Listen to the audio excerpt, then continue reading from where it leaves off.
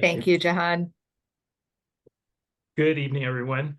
This is the January 24th, 2024 meeting of the Community Preservation Committee. My name is Jahan Habib. I will be your new chair for this year. Pursuant to Chapter 2 of the Acts of 2023, this meeting of the Somerville Community Preservation Committee will be conducted via remote participation. We will have a video recording available upon request as soon as possible after the meeting. We have a pretty robust agenda for this evening, and I thought that maybe we could start with the introductions with Ryan and myself. Since I started things off, Ryan, if you feel comfortable going first, I can do the introduction after. Sure, yeah. Hi, everybody. I think I know everybody on the call, but again, Ryan Kirchhoff, happy to serve this year as the vice chair, alongside Jahan. And yeah, grateful for the opportunity after my first year on the CPC, in which I learned a ton from each of you, and I'm sure I'll continue to learn from here. So, thank you, Jahan. Thank you so much, Ryan. As many of you know, my name is Jahan Habib. I'm the representative from the planning board. I've been on the committee for a couple of years. I believe this is going to be my third year. Looking forward to working with everyone.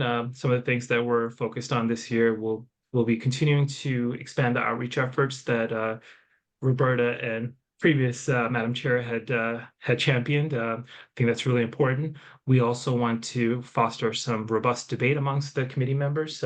There's a lot of dollars that we are tasked with appropriately allocating through the application process, and also to find ways of bringing more financial details to the forefront. And I'm going to be talking more about that in the subsequent meetings, but just wanted to mention that it's really an honor and a pleasure to be serving on this committee with you. And I want to thank you all for taking the time from your evenings. I'm sure everyone is busy and has a lot going on to attend this very important committee with respect to the CPA funds administration. So I just want to thank you all for your efforts as well, and looking forward to a good year with everyone going through the full application cycle. Having said that, Roberta, if you don't mind, I'm going to move on to the approval of meeting minutes. Yep. Great. So I just wanted to check with everyone to see if they've had the chance to review the meeting minutes and whether they have any modifications, any comments, questions, updates. I found one tiny little typo because I can't help it. On page 3, paragraph 3, change the word of, let me see, is there CPC or I granted funding requests from, there it is, in light on the emergency request. It's third line down. It should say in light of. That's all I saw. Thank you so much, Laura. Are there any other comments, questions, modifications to consider here?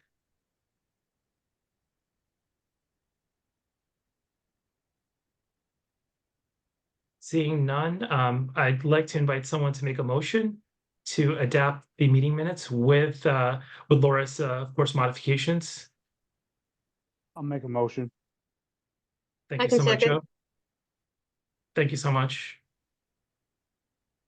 Roberta, would it be possible for you to call roll? Yes. So reading in the order from the agenda, Heather. Yes. Rose. I don't see Rose. I think Rose is absent. Laura. Mhm. John. Yes. Jahan. Yes. Ryan. Yes. Eric. Yes. David. Yes. And Joe. Yes. Thank you. Motion passes. And actually, well, it's on my mind, looking at the agenda, we need to change our letterhead to reflect our change in leadership. Thank you. Yes, we do. I will make a note of that. Thank you so much, David. So I think we can move on to the next item, which is the off-cycle application request, the City Hall cupola restoration. Roberta, I wanted to check in with you to see if we have a representative in attendance from the city who can perhaps speak to us and provide some insights. Yes, we do. Melissa Woods is here from the city. Just promoting her as a panelist right now. Great, thank you so much. Thank you for joining us, Melissa. Go ahead and share with us a summary of the proposal for the City Hall roof. Yes, thank you so much, everyone, for hosting me this evening. My name is Melissa Woods. I'm the Director of Capital Projects, and I have another staffer here with me, our Senior Project Manager, Liz Galloway. Many of you are aware because you, in the least, pass by City Hall often, but you're engaged with your local government. In September of last year, one of the clock faces at City Hall fell out because the frame around it had rotted. As you may or may not know, the building master plan sets forward extensive renovation of 3 of our assets for municipal offices, City Hall being one of them. But unfortunately, this event happened before we were able to do that project. So our team mobilized on an emergency procurement to button up the outside of the building to avoid water infiltration. And when we went to do that, the mobilization costs for that effort were quite high, much higher than we were anticipating. So the executive team got back together to deliberate on how to move forward with the project. And it really came to light to us at the time about water infiltration as well happening in the building. So not only are we seeking to restore the clock tower and the cupola, but also put on a new slate roof and a new rubber roof at the flat portions. So we are making a request to the CPC to help us fund that project through consultation with CPC staff and better understanding the reserves that are preferred. We would like to amend our request from the $1 million on the application to $650,000 instead. But we plan to use this money in the spring after a second emergency procurement to restore the cupola and put new roofs on the building. In addition to the project costs more than the CPC request, and we're currently deliberating with the finance team whether we will use ARPA funding for that project or something like capital stabilization or bonds against the general fund. There's a lot of moving parts and pieces, and unfortunately, I haven't been able to come to conclusion with that team prior to your hearing here this evening. I'm happy to answer any questions. We did go in front of the HPC maybe 10 days ago or so for that advisory review, and we will be back in front of the HPC for our full for our historic review. I believe that date is February 6th. So once again, happy to answer any questions. Thank you. Thank you so much, Melissa. Wonderful to hear from you, and thank you for providing us with an update. I have a number of questions, but I will defer to my committee members. Wanted to see if my fellow committee members have any questions for Melissa.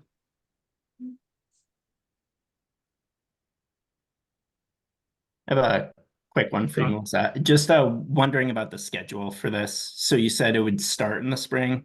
Do you know how long it would run for? Yeah, thank you. Through the chair. We look to do another emergency procurement in April. That's when our documentation will be ready, with quick mobilization by the contractor selected. We think the project will be complete in September. Wonderful. Thank you.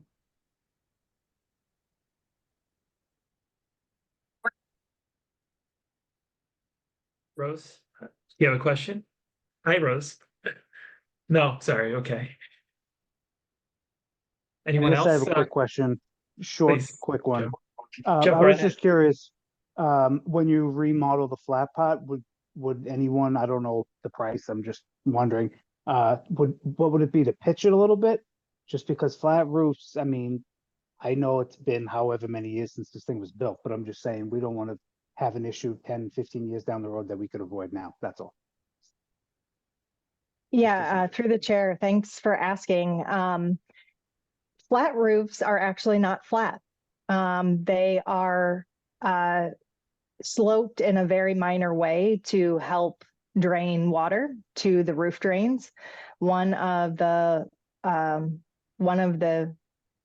couple of issues that roof has right now is not only its age and condition, but there's also 2 clogged roof drains. So the project scope includes a new roof covering, but also new insulation, and that insulation will help carry the water, will be sloped in a way that won't be visible to the naked eye, but it will drain water to the roof drains that will be cleaned up. And I have a question. I'm just looking at the schedule and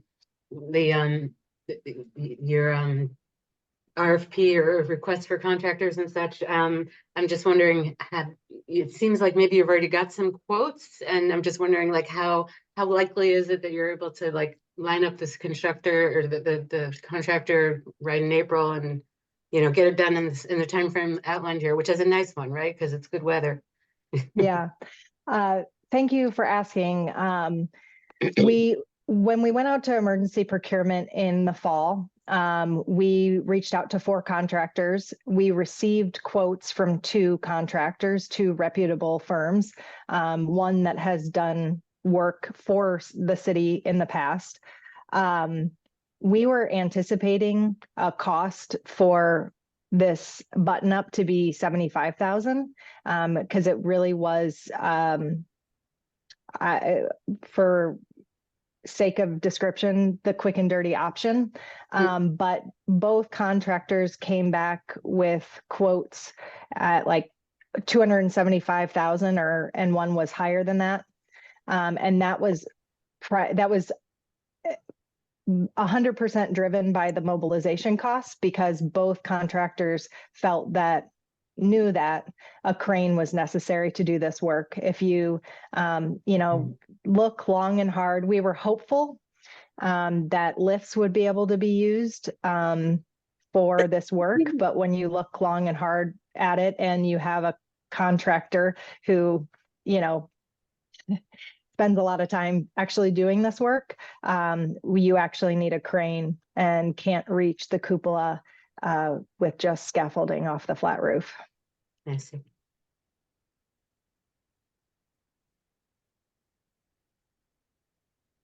I had one. Oh, All right, please go right ahead. that's a quick question. You said you'll be seeking another emergency procurement in the spring. Does that mean something from this group or? Thank you for that question. Through the chair, an emergency procurement is a way to, it's a prescribed way to get approval from the Department of Asset Management at the state level to waive the requirements of 149. And so it's shortens the bid period and advertising period for public construction work. Gotcha. Thank you.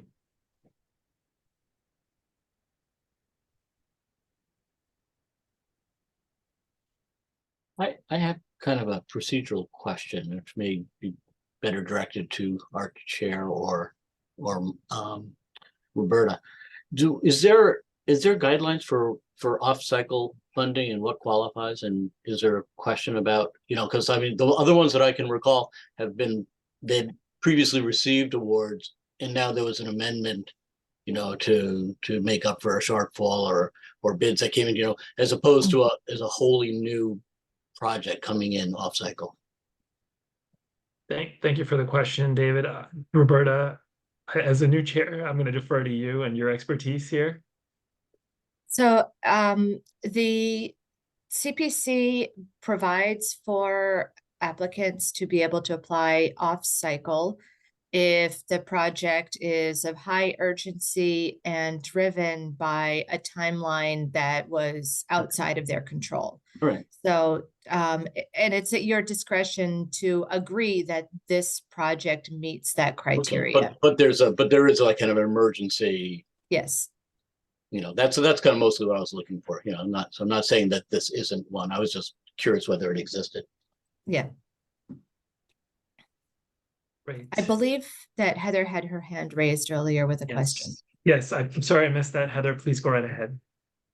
Hi, Melissa. Thank you for joining us tonight, and Elizabeth. I guess I have sort of a two-part question, which is, so this is a project that's been spurred by the windstorm or whatever it is that really sort of did in the clock tower, but it's within a larger capital improvement project. So if you could also place it back in the context of that larger project and the timeline for that. And then sort of one of our tried and true questions, which is, if you did not receive these funds, what would you what would you be able to do? It sounds like you're pretty confident that either bonding or ARPA or the emergency request would come through. Yes, thank you for your question. Through the chair, we have, if I intrigued you at all about mentioning the building master plan, you can read lots of material at somervillema.gov/building master plan. And that was a 2021 effort to do planning for municipal office space. So making sure every desk employee has a place to sit and the appropriate support spaces to support their work, whether it's a conference room, a phone room, a meeting room, etc. We sort of look at the conclusion of that plan was substantial renovations needed at 1895, the building next to City Hall and the Edgerly building over in East Somerville. We're a very dynamic organization. Our real estate could be a better portfolio. So, you all are part of our community. And so Edgerly right now is being used for Winter Hill School in the interim period before they get a new school. We would always, in the building master plan, the phasing schedule was 1895 first, which is about 80,000 square feet, almost twice as big as City Hall. 1895, when completed, would not only host some departments, but also serve as swing space for City Hall while City Hall was in construction. And they're really, they're good projects paired together because of their geographic proximity to one another. So we sort of see those projects as a pair with Edgerly always coming later. So that's the gist of it, but there's a lot more on the website. If we did not receive funding, I would work with our finance team, and we will likely choose one funding strategy, whether ARPA or bonding for this project. It probably wouldn't be a mix of both, but I think everyone's aware of the urgency of this project. It's good that the finance team is in City Hall. So they know the impacts of the missing clock face.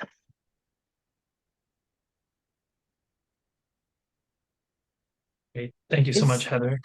One last question. Is City Please. Hall already a historic site? Yeah. City Hall is a local historic district. It is also on the state registry. don't quote me on that. Great. David, please. Is the project as it's proposed consistent with the historic preservation, like requirements, in terms of what you're replacing? Is it in kind enough or whatever the right vocabulary is? Yeah, thank you for the question, David. We did have initial discussions in the advisory review with the HPC, and I'm sure Chair Parks for the HPC can throw in his contributions here. We are replacing, the roofs are being replaced with the same material. But and the clock tower, we were debating during our advisory review whether we were using painted seamed copper or PVC trim. I think our final application is going to reflect PVC trim, just as it's really hard to get up there to replace things. It's really hard to get up there and maintain things. So we're looking for a very robust material that doesn't need to be touched.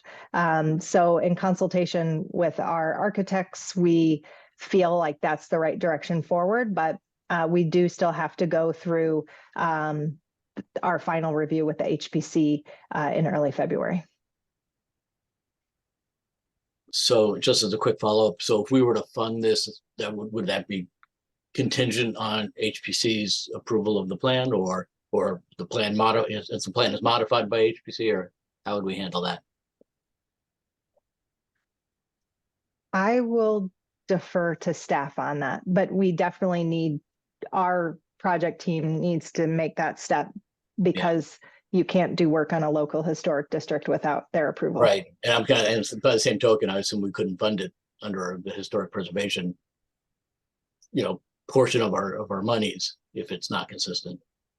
And at the same time, I certainly absolutely appreciate your goal of it being robust enough that you're not coming back here every 10 years, because what they used in the 1700s, wasn't PVC. No. Correct. I should probably wait, because I was at the meeting, and that's what Melissa mentioned is correct. We were looking at that, and normally when it comes to alternate materials, synthetics and things, we get not squidgy, but there's a lot of contingency to it. And I think given the distance from the street, how far away it is from any kind of vantage point, and the need to keep something that's kind of maintenance proof, given how hard it is to reach, and the history with building maintenance and things like that, there's general receptiveness to that. I think we had a discussion about whether to look at some other installations of this copper, and it sounds like you're kind of moving to the PVC range, but we didn't, just to characterize our meeting, nothing about that project screamed like, don't do this, it needs to happen. So it's a question about little details. Yeah, thanks for that, Eric. Sure. That's very helpful. So David, I think you raised a really, really important point here. And Roberta, I wanted to ask you on that note, since this matter is being reviewed by HPC, should there be any changes? Do we have to list it as a condition, or what are your thoughts about this based on the discussion you've heard so far? So the purpose for the advisory review with HPC is to provide some assurance to the CPC that the proposed scope would be acceptable, as an acceptable approach, that the HPC will allow to be built the way that has been proposed. So I think that's given us the fact that they've already had the conversation with HPC before requesting the funds gives the CPC the assurance that the proposed approach is going to be manageable with the requirements of the HPC. Thank you, Roberta. I think that's very helpful. Eric, do you have any thoughts, since you are an esteemed member of the historic? No, that's accurate. We liked it. The only thing that I didn't get from our previous meeting is that the roof is a total replacement. Somehow I thought it was sort of like a patch and repair kind of thing. So, Yeah, I need to correct the record with the HPC because I did misspeak at the last meeting. We are planning to replace the slate roof with a new slate roof. okay. Obviously, replacing slate with slate is sort of a dream, given what we tend to hear for our commission, but you know, there'd be subtleties like what color slate does it match, that kind of thing, but that's good. I And hope that no one notices. yeah. I don't remember, is there a lot of copper? Sometimes that really drives the cost to slate, is all the accessory, the little copper valleys and whatnot. I don't remember if you have open valley. I can have a clear picture of that, but it'll be what it is. But yeah, so as an advisory thing, I think, unless I'm missing something, I think our main, I wouldn't even call it a concern, but a question was just the synthetic materials, which ones were going to get used. And there was a proposal at the time to use some sort of a copper that was going to be formed to look exactly like siding, which I hadn't seen before. So we were going to go and look at that an installation someplace and see how that looks. But with PVC, I think you can, since it's a dimensional trim, you can actually cut it to exact shapes and things like that. And typically from any kind of distance like that, you won't really see whether it's true wood or not. Yeah, so that's as far as we took it. Was there any other, any open-ended stuff from our meeting that I'm forgetting? Since you were there. Are there copper downspouts or copper gutters or anything that are part of the existing building, and do they need to be replaced? And do they need to be replaced in kind? I think we talked about this at another historic preservation project where I at least advocated not using copper if we didn't need to, just because of the, you know, the contribution to stormwater pollutants that it adds. I think I saw in your report that didn't your report say you're going to keep the existing rain leaders? So they're all okay. Yes, our scope, it's really hard on a building like this to draw a line that is the limit of work. And so our project team had to be very careful where that is.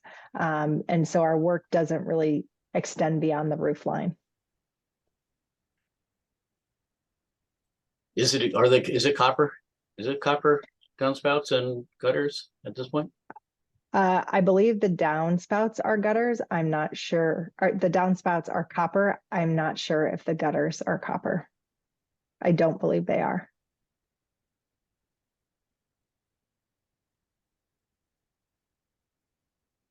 But currently replacing them isn't part of the scope of the project anyway.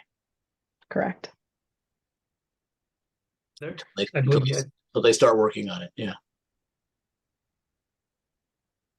Heather, please go right ahead. So Thank you, David.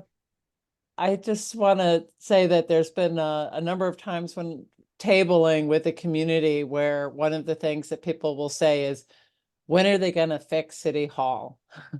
So I do think that this is something that Somervillians have been kind of waiting for, and it comes up. So I just put that in support of the project. I think that we as a committee need to kind of look at our spreadsheet and see how it impacts this year's awards cycle.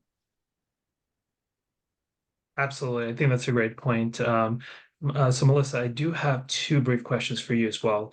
The first question is around, I'm going to call it cost containment, because I know that there's been, the estimates have come in higher than expected. And of course, I fully recognize that you and your colleagues don't have, you know, full control over that, sourcing materials, labor costs, and others. While I think we are in general supportive of City Hall restoration work, I do wonder if beyond the contingencies that have been set, are there any concerns that you and your colleagues may have had or have currently around some unexpected costs popping up, or something happening where the overall project budget, not just what the CPC is considering here, may be altered? So I'd love to get your thoughts on that as well.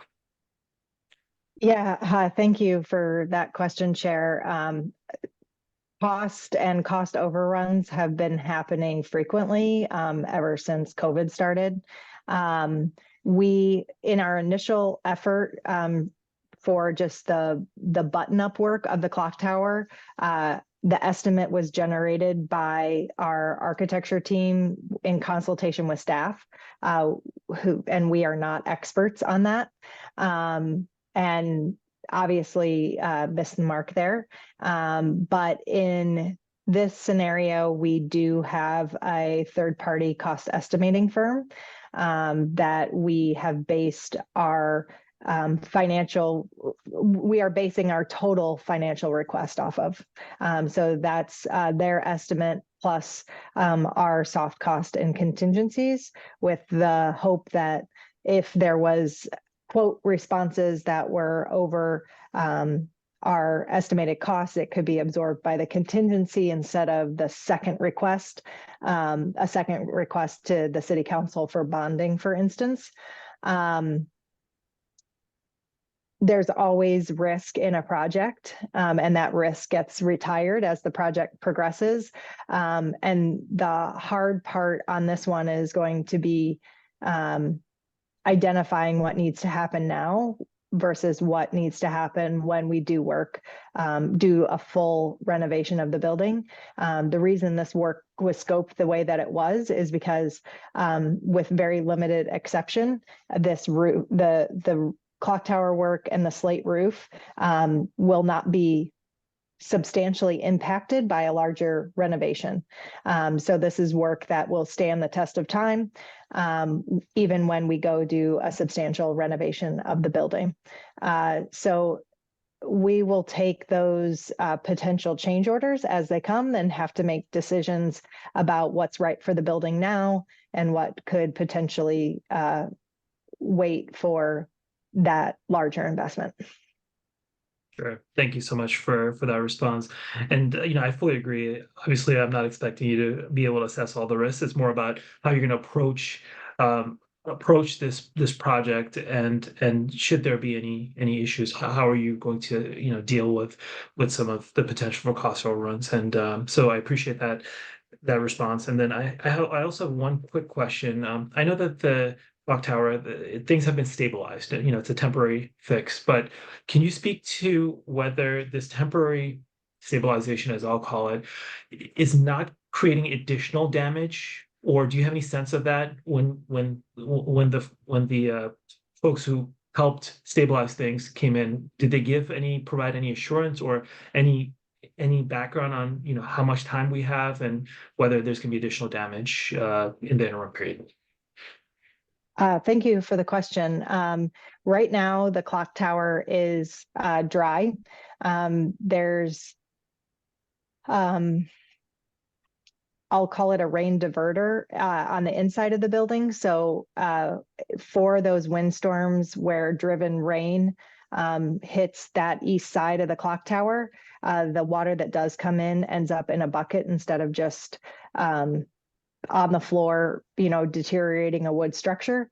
The roof leaks are being, it's a little bit like a game of whack-a-mole in terms of where they show up next. Roberta knows this very well. And so our Department of Public Works is doing what they can. But one of the biggest threats to a building is water infiltration. So it's really a pleasure of mine and my teams to fix this problem. Understood, Melissa. And I think that underscores the need for us to get on the project schedule on a timely basis, and of course the funding to support that as well. So on that note, I wanted to check with my committee members to see if there are any other lingering questions, because the next stage I would like to do is with Roberta's help, we can look at the spreadsheet, look at the funds we have, and then maybe start a conversation between the committee members to see how everyone feels, as well as maybe a debate around what makes sense and what doesn't. But before we do that, I just want to certainly give everyone another opportunity to ask Melissa any follow-up questions, anything that may have come up, just because we appreciate your time, Melissa, and Thank you. we're certainly grateful of your attendance and participation this evening.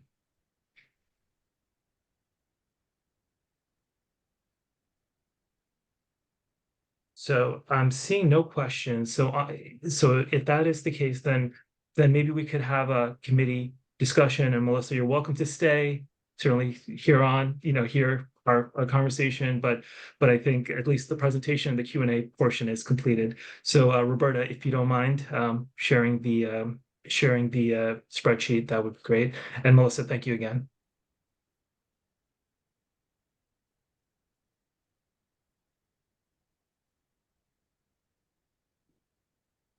So you should be seeing the spreadsheet right now, or do you see the entire screen?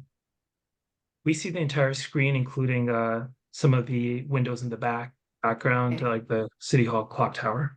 Yeah, I'm going to stop the share and reshare Sure. so that I don't distract you with material that is not what I'm trying to share with you. Okay. All right, now you should be seeing just the spreadsheet. So just to talk you through the changes that are in the spreadsheet that we see this month, I have added. So last month, the estimated request had been $500,000, and I've changed that to $1 million actual request. And so the items in the awarded column that are shaded a little bit lightly are what you awarded last month, but they have not yet been approved by City Council. So they are in limbo, but we're confident that City Council will eventually approve them. The one other project that you have not yet made a decision about is the Somerville Museum. We did look at that and discuss last month the possibility of funding just the restoration of the iron rails alone, which was $9,360. You also have the option to decline to fund that project this year, invite them to come back next year when you're when you may have a different portfolio of projects in the pipeline. So that leaves the amount. Actually, I have a quick. Sorry. I don't. Maybe I misheard, but I thought Melissa said, although there was $1 million request in the forms that she submitted, that the city was she was revising that to 650,000. Did I mishear that? Yes, I heard that.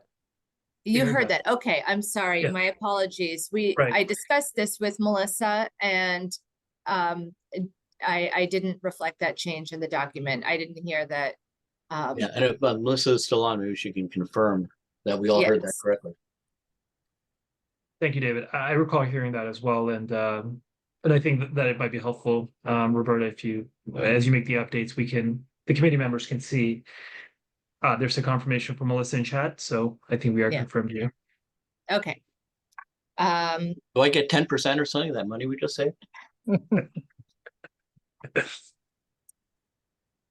So I'm going to change that to $650,000. Great. And so with $650,000, sorry, this spreadsheet has grown so complex that I have to orient myself to where everything is. With $650,000, you would be drawing $385,000 from the undesignated fund balance to be able to cover this project after funding everything else that you've already funded this round. That would leave you, so excluding the Somerville Museum request, that would leave you at $771,444 remaining in the undesignated fund balance. So the goal, I worked out earlier with Melissa, what could the city ask for that would allow the CPC to still meet your target of having $750,000 in your undesignated fund balance. And so that was how they arrived at the request for 600. Sufficient if you were inclined to fund the Somerville Museum's request for the iron railing, that would leave sufficient to cover that request. Thank you. So it's clarification, I'm sorry to jump in. The 385,902 represents, does not include the Somerville Museum requested amount, or it does? Is it a total of column J, or is it a total of column K? So the 771,000 is the total of, well, it does not include, so I haven't totaled column K yet. Okay. But it excludes, it puts in a 0 for Somerville Museum. Okay. And the 655,000 puts in the entire Somerville Museum request. Okay. And the 385,000 in red at L25, which one is that? What is that? That's the amount to be drawn from the undesignated Right, fund but balance. but So the- this is H33 minus 385. L22, L23. So what is R21? R17. So wait,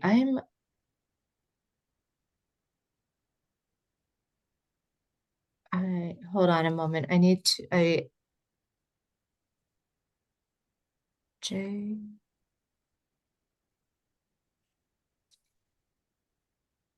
So J minus P minus Q is 270. So it's 270, not 385. So I think that it was 385 was this. So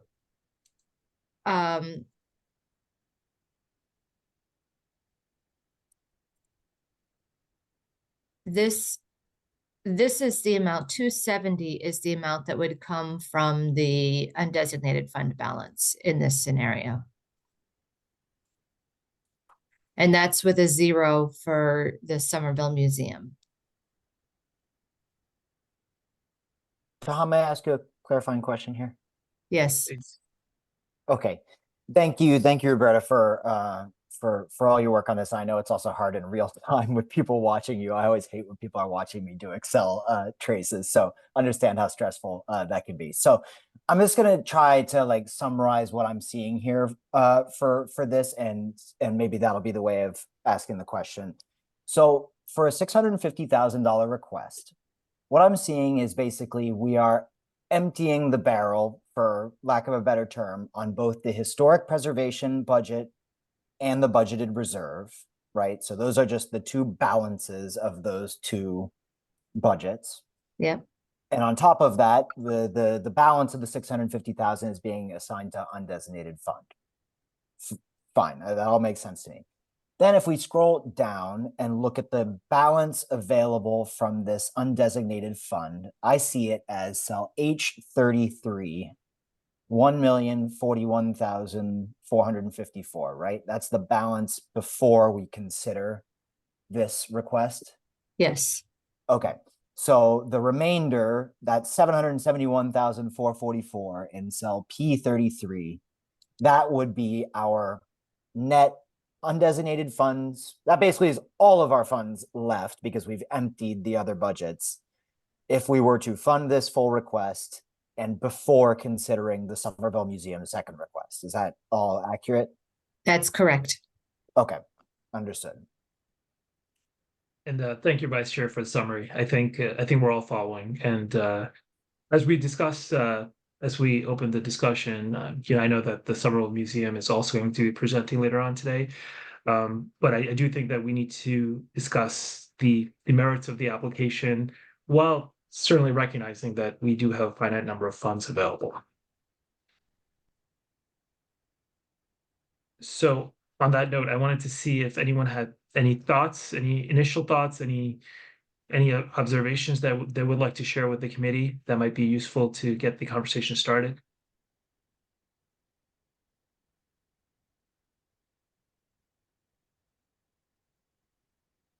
Sure, John, I'm happy to start this. So I would piggyback off what Heather said earlier. I think we all agree on the base merits of this project. This may well be one of the most visible things in the community that we can contribute to in this year. And I think there's value in that as in terms of folks understanding the CPC and seeing their CPC dollars at work. I think this is a meaningful project for a lot of reasons, but that's one of them. I think it's also worth considering just where we are in the context of the year, right? And so, correct me if I'm wrong, the Somerville Museum proposal is the only one that we have outstanding beyond this right now. So our holding back of reserve is either going to be carried over to next year, or it's going to be something for us to debate a new proposal that comes in the door in the remaining 4 meetings we have as a group in the fiscal year. Is that right, Roberta or Jahan? 4 or 5. I'm not sure when the cutoff is for the fiscal year. 5 meetings this fiscal year.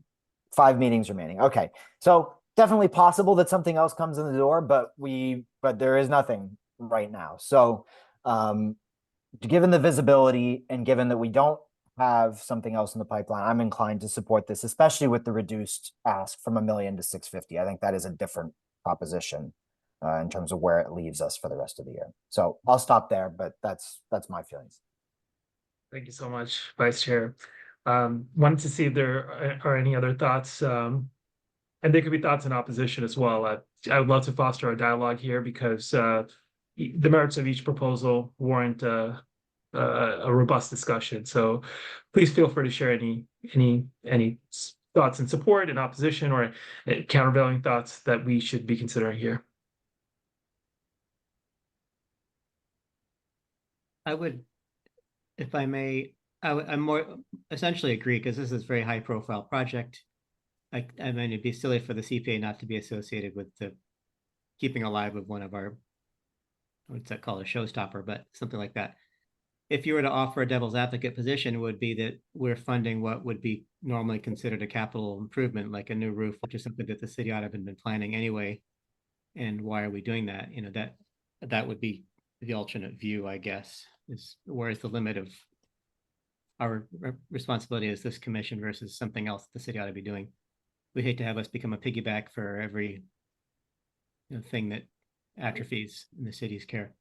So I would still, that concern notwithstanding, probably lean towards funding this as well, since that what we're being asked is, if I'm using the numbers, 15% of the overall budget for this project. So it's not like we're being asked to pony up all the money for this. There's still a whole lot of digging and looking for other money. So I would still lean on the side of accepting this. Yeah, but to that point, I think it's a good point. Is there kind of a line that we can draw that the 650 represents an historic, the historic preservation component of a larger project? It would be nice to be able to say we're paying for the historic, preservation elements of it. That's a good point, because I mean, replacing a roof is one thing, but restoring the tower is sort of, at least symbolically, a different thing. And even arguably the slate cost of the roof, I think is easy to say, hey, they're not going to put in a slate roof if they're not getting historic preservation money, That's true. Yeah, it's a very expensive roof. Yeah. But if it could be kind of packaged in a way that, the slate roof, the cupola, the clock, like the parts that are really obviously the historic parts added up to 650 or whatever it did add up to, and that be what we fund. Yeah. And I don't know, I mean, I was looking at the funding package just really quickly, but I certainly wasn't able to digest quickly enough whether there's like kind of like a crosswalk between the historic elements and what's being requested. That's a great point, David. Melissa, I know you have your raised hand, so please, if you don't mind responding to or providing some background here. Sure. Thanks for that question, David. Through the chair, I'm happy to provide a memo. In the application, there is the full cost estimate. And in the seconds I took doing addition between your question and now, there's abatement work in the clock tower that costs $50,000. There's rough carpentry associated with the clock tower that totals $226,000. The exterior cladding at $243,000, and other special construction elements. I can all but assure you that the work on the clock tower costs more than $650,000. Right. The three numbers you gave me, I just added them real quick, was like 519, I think, if I did it right. And that doesn't even include the, the slate roof, which, like I said, I would think certainly would be fair to say, that's an historic preservation element. And I'm sure slate is not cheap. Okay, yeah, so I think that we're probably fine on that ground.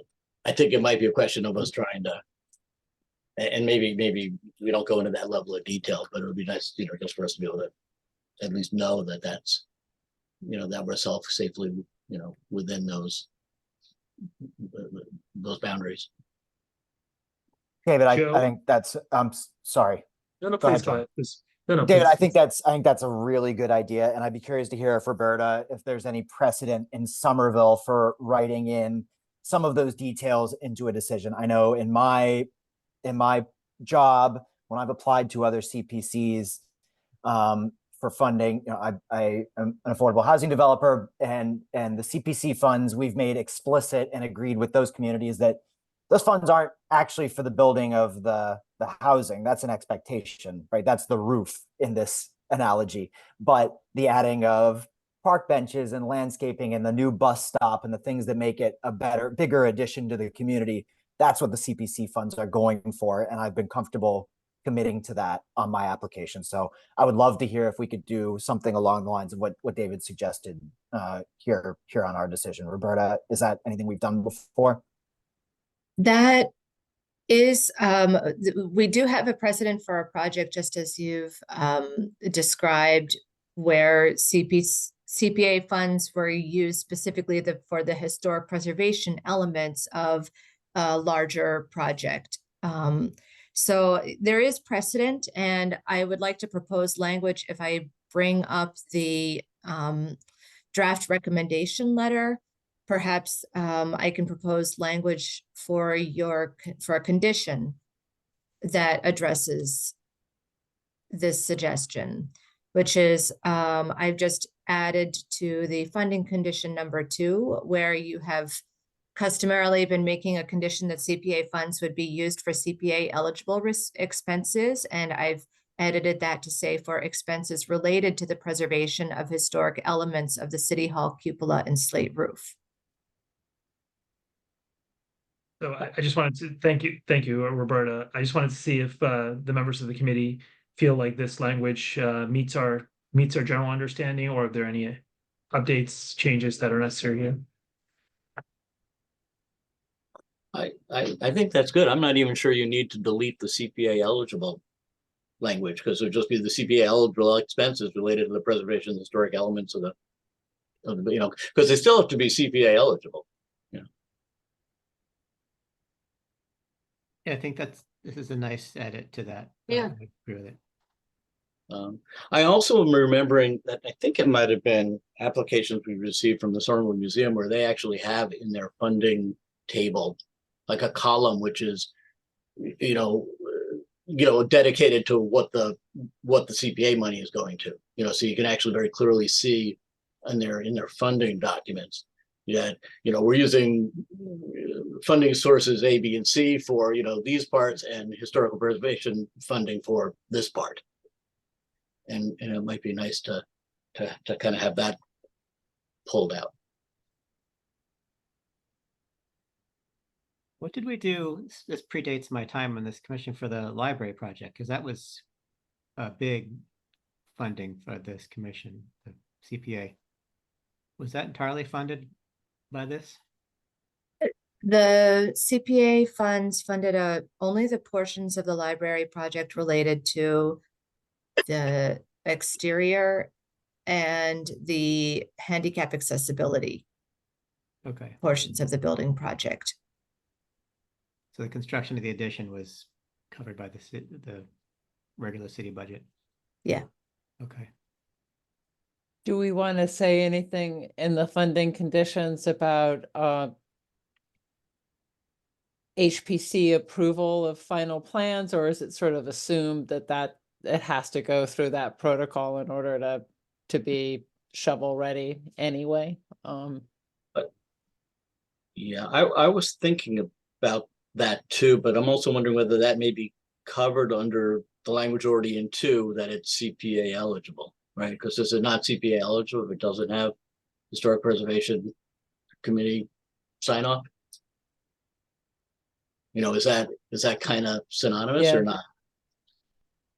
I think we've made that more and more explicit over the last few years, you know, in terms of trying to guide organizations to coordinate with HPC and Yeah, but that said, I'm not averse to the additional ink going to just having, this funding is contingent on, final, Historic Preservation Committee approval of, of the plan or something like that. Right. I'm also in support of this. Heather, thank you for making the point, because I think making it explicit, even though there may be some measure of redundancy with the CPA eligible expenses section, doesn't hurt, and it might be helpful for future applications and funding conditions related to that. So Roberta, if you wouldn't mind including that in, that would be great.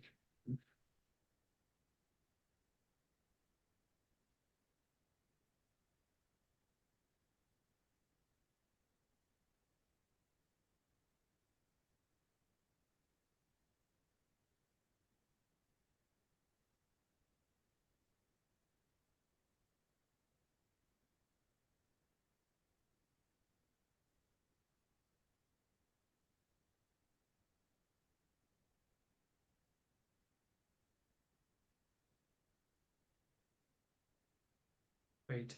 Does the language meet the committee's expectations, or are there any edits that are necessary here? What Roberta has written?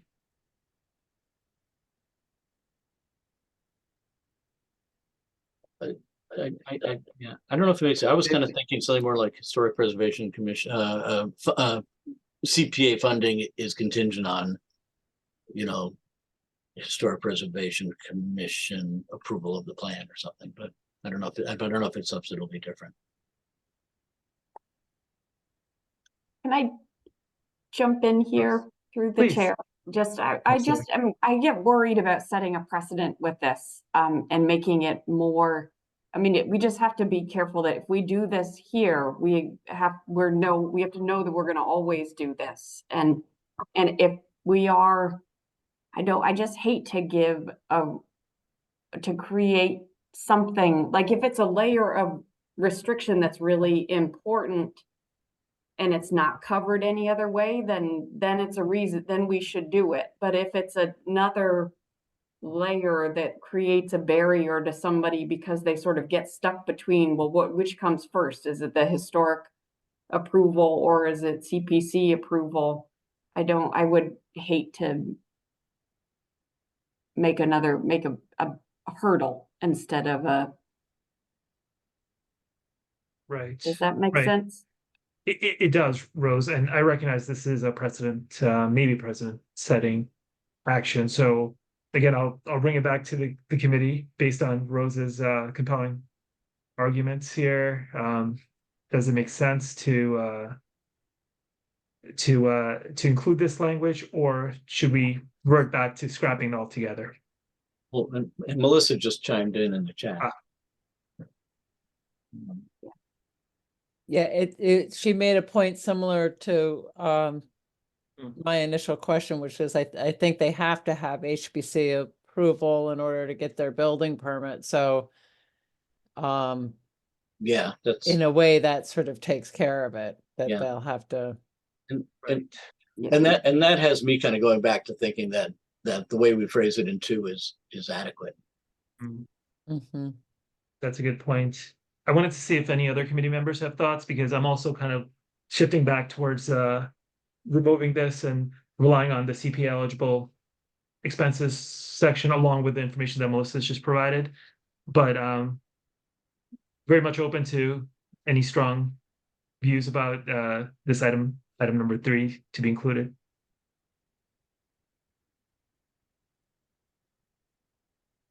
I think we take it out. Yeah, I'm comfortable with that too. I think Okay, Rose made a compelling enough case. Yeah, I I think appreciate that. I agree. Sorry. I Please. agree with that. Great. But to Rose's point, do projects normally have HPC approval before they come to us, or is it actually kind of, it goes both ways? In the application form, one of the check marks for the historic preservation projects is having met with the Historic Preservation Committee. Sometimes they haven't done it yet, and they're like on the docket for like the next month because they didn't quite line it all up, but so it doesn't always come Yeah. first, But but we've it's still often awarded- a close second. Yeah, okay, and, right, and we've made the awards without a specific, funding condition. I think it's been always sort of assumed that is gonna still be, a part of the process, and they were still gonna have to go through HPC, like that they wouldn't get the funds without a successful application to HPC. Yeah. I'm Yeah. embarrassed to say I can't remember. I know we do the advisory reviews, but do we typically vote on advancing if it's not an historic district, if it's where we don't have any other authority over a project? I think that our discussion ends for each of the CPA funded things with an advisory review, but I might be wrong. Roberta, am I missing something? So there are 2 actions that the HPC typically considers before the CPA vote.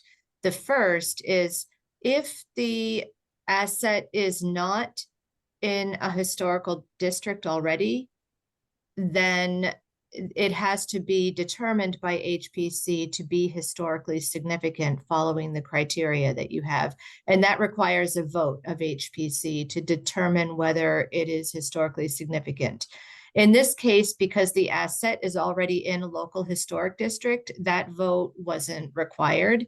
So what is required of all historic preservation projects is the advisory review, which is an opportunity for HPC to advise the applicant and the CPC about the appropriateness of the scope with respect to being able to meet the criteria for future approval from HPC, that it meets the Secretary of Interior standards.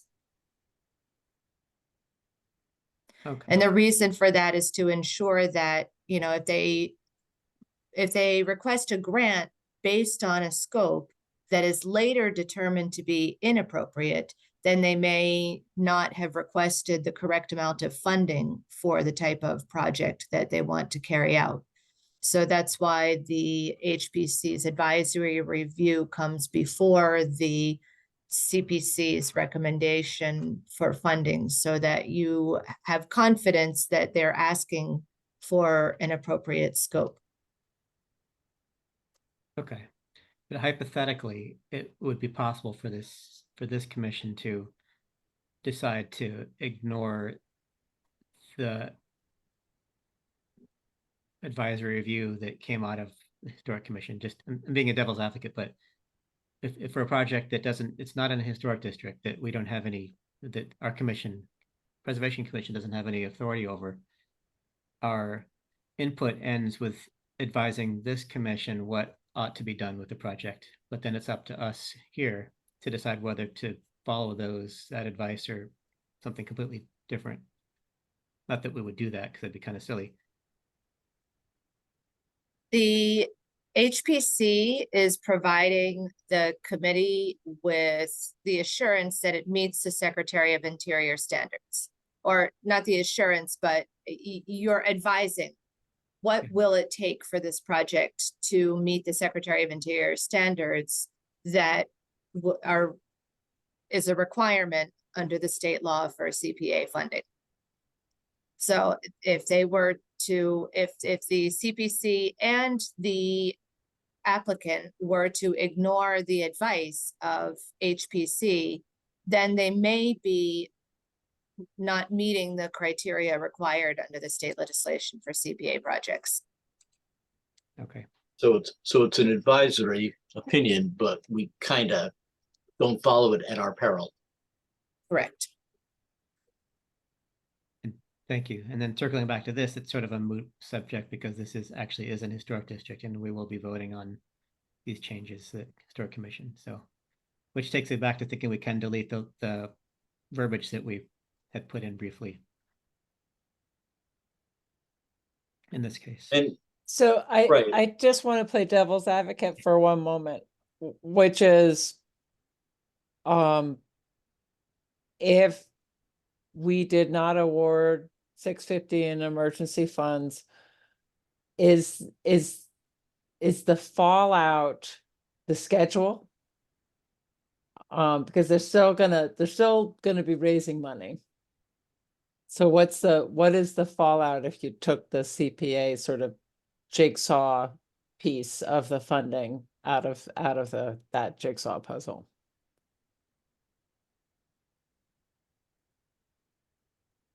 Well, one thing which I thought Ryan expressed pretty well is this project is a really great kind of poster child for the sort of work that, you know, the CPA allows for. You know, something that, like, you know, like Ryan said, everybody sees. Mhm. I mean, not that the work wouldn't ultimately get done, because it has to get done. And it has to get done consistent with, you know, the historical preservation guidelines, because it's an historic, building. But we wouldn't get any credit for it. Mhm. Not as technical as a lot of you guys, so take this for what it's worth. But if we can't help pitch in to fix City Hall, I mean, Yeah. what are we doing? But that's just my opinion. No, Joe, appreciate your opinion. I think it's critical that, since we're talking about approximately 15% of the entire project cost, that high visibility, historic building, we should be supporting it. Now that leads to the other question of, are we looking at the entire $650,000 amount, or does the committee feel, or the members of the committee feel, that we should be reducing it, or perhaps even not funding it? I'm certainly open to opinions that say that.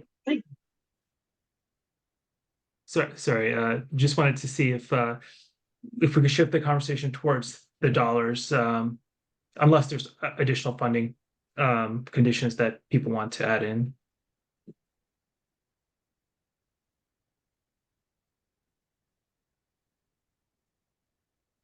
I'm comfortable with the conditions that we have right now, and I support funding the project. I was just trying to kind of understand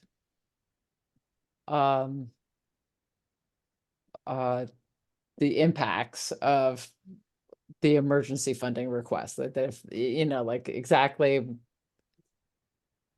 there's a rather large need to, raise monies to pull off this project, and the obtaining the CPA funds up front. Sometimes people are leveraging that. I didn't get the sense that this was a critical part of leveraging to get another grant or anything like that, but perhaps it is. I definitely wouldn't want to see the reserve go below 750. I already feel like, you know, we sort of have in the last couple of years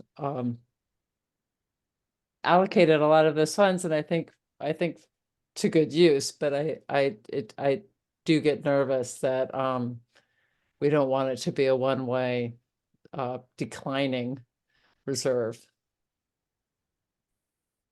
That's a great point, Heather. And I'm always mindful of the same consideration. What do the other members of the committee think about this? We are looking at dipping into the reserve. 750K is certainly a certain target that we can have if we all agree, or if there are other members who think that maybe we could go a little bit lower. You know, I'd love to see if you would like to share your thoughts as well. So I don't want to see our reserve go below $750,000. So if we are going to fund this project in full, then I would look to not fund the Somerville Museum. If we want to fund both projects, then I think we need to reduce this 650 down by $110,000 just so that we can balance our books. I'm happy to fund both, but I don't want to see our balance go below $750,000. So that's kind of like my tipping point, is if we want to fund both of them, I'm happy to do that, but we do need to lower it. Or I'm happy just not funding the Somerville Museum this year and deferring them to next year. Thank you, John. Wanted to see how folks feel about this articulation, and thank you, John, for articulating in such a way which is crystal clear, at least to me. Yeah, I'll chime in.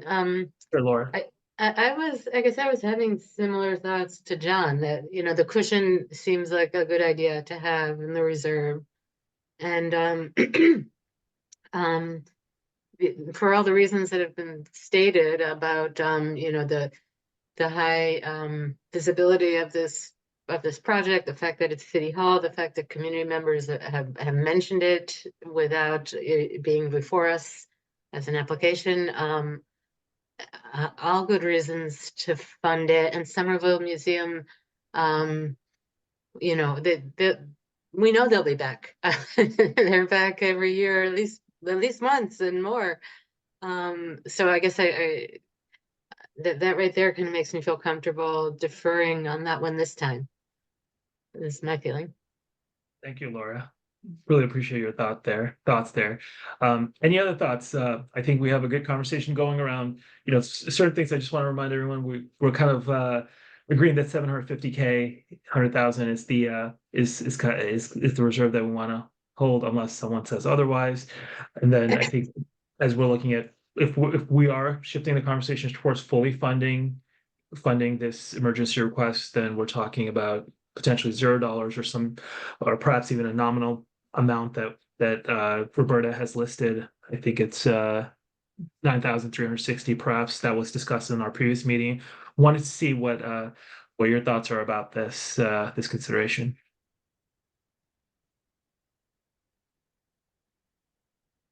I would agree with what John said also. I think 750 is a nice hard number to keep on there, because otherwise it's like the slow trickle that will take us down to nothing. I would see, you know, the 9,360 for the rail restoration. If we wanted to do something that sort of finished off the exterior portion of what they're doing, that would be a token, something that would kind of help, because that's actually short money for something that will be experienced by a lot of folks who come and go from the building. It's easily detached from the rest of what they've asked. That's the thing that's getting weathered and deteriorating and all that. So those are my thoughts. Those are great points, Eric. Those are great points. Any additional thoughts to Eric, John, Laura, all the conversation that has occurred?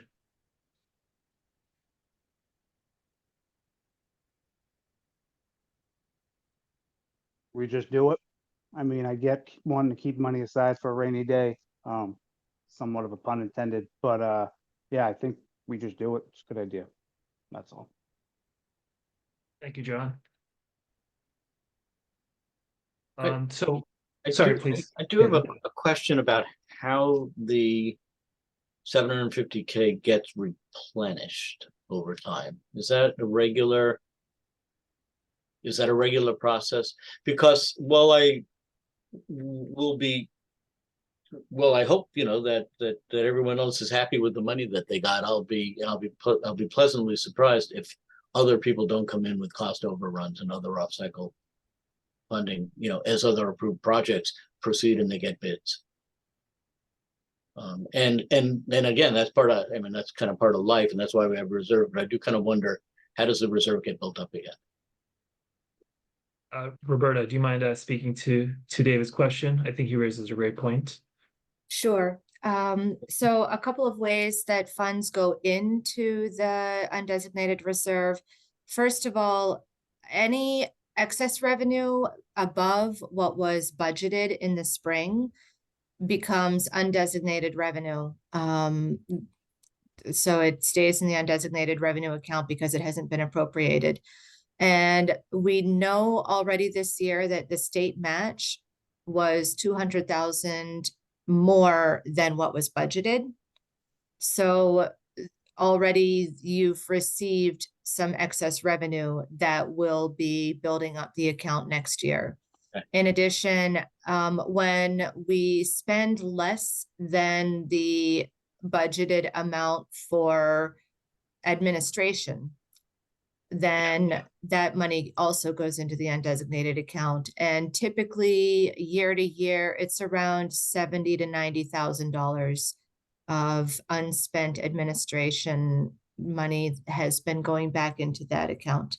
Okay, I remember you mentioning that in the past, because unspent money in, say, the open space or the, well, I don't think we ever have unspent money in the housing, but open space stays in a open space kind of designated fund, right? That doesn't go into the undesignated.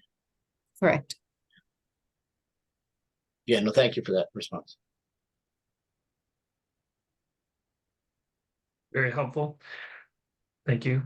Wanted to see if there are any other comments, anything else that anybody wants to mention, because it seems like we're coalescing around the idea of fully funding, meaning the 650K for the emergency request for the cupola restoration, unless there's any strong feelings or opinions towards reducing that amount. I just want to make sure, please. If I may, the additional shading that you see in the spreadsheet, the bright yellow, indicates that there are pieces of the puzzle that we need to solve at the same time in order to know how to draft the recommendation letter when you make a decision on the project. So we're going to have to make 3 votes this evening between the 2 projects. If you choose to make a recommendation for funding for the Somerville Museum, that would need to be the first vote, because I put a number into the first yellow cell at the top. And then that's going to change the number that's in the second yellow cell in the historic preservation column. And then that's going to change the amount that's in the undesignated fund column. So in order for us to know how to draft the recommendation for the for this project, we're going to need to know whether you're going to recommend funding for the Somerville Museum project. Okay, so Roberta, that's a really salient point. So on our agenda, we have the Somerville Museum as a discrete agenda item, and I'm not sure if we have a representative from Somerville Museum available to talk about that project. But I just want to make sure that we're mindful of logistics as well. I was just trying to take the agenda as is, but I think to your point, what is the best way for us to approach this? Because, you know, I'll certainly say as one member of the committee, I was thinking about both projects in unison, but I also wanted to give the Somerville Museum the ample opportunity to present or discuss anything if they are present and available.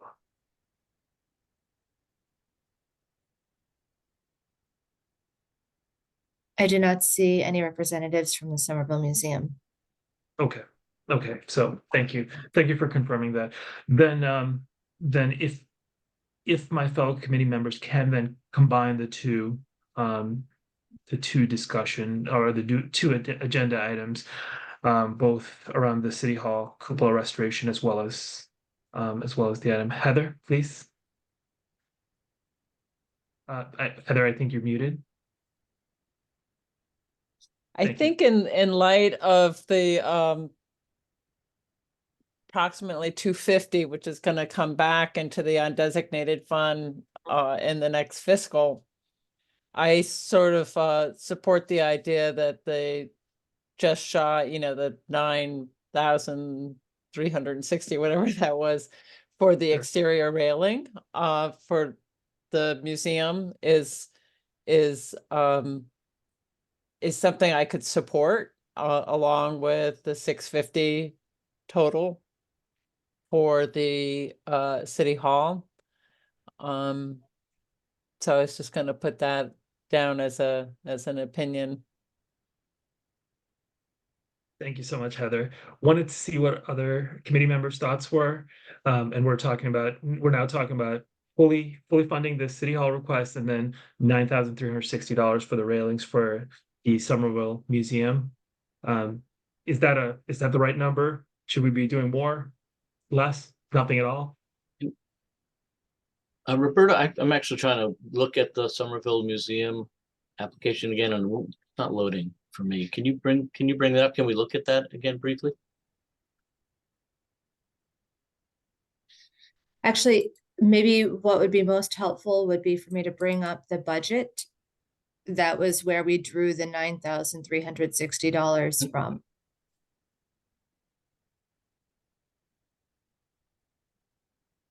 I'm going to see if I can.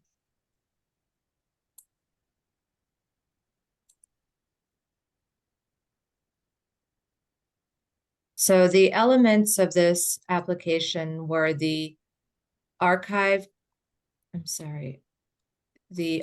collection storage, which was to expand the archive collection storage project that was funded last year. Last year was the collection storage project where they hired a specialist to treat each of the items in the collection as they were storing them. And now they were asking for funds to expand that to the archives as well, to treat each of the archives as they put them back into the collection. Then there was also conservation of the two paintings and the Stone family furniture and the railing, and a conservation of another painting. These were all discrete items. And so the archive collection storage project was $66,900. The first two paintings were $6,804. The Stone family furniture was $29,762. And the third painting was $2,826. And the preferred priority given by the museum was in the order that they're shown. If I recall from the presentation that they made last October, they explained that the archive collection storage project, if this weren't funded right now, they would basically just have to put it on hold until they're able to raise the money to complete this project. And that's really true of any of these elements. So they're. But is the artwork stable as it is? Or is there a clock ticking?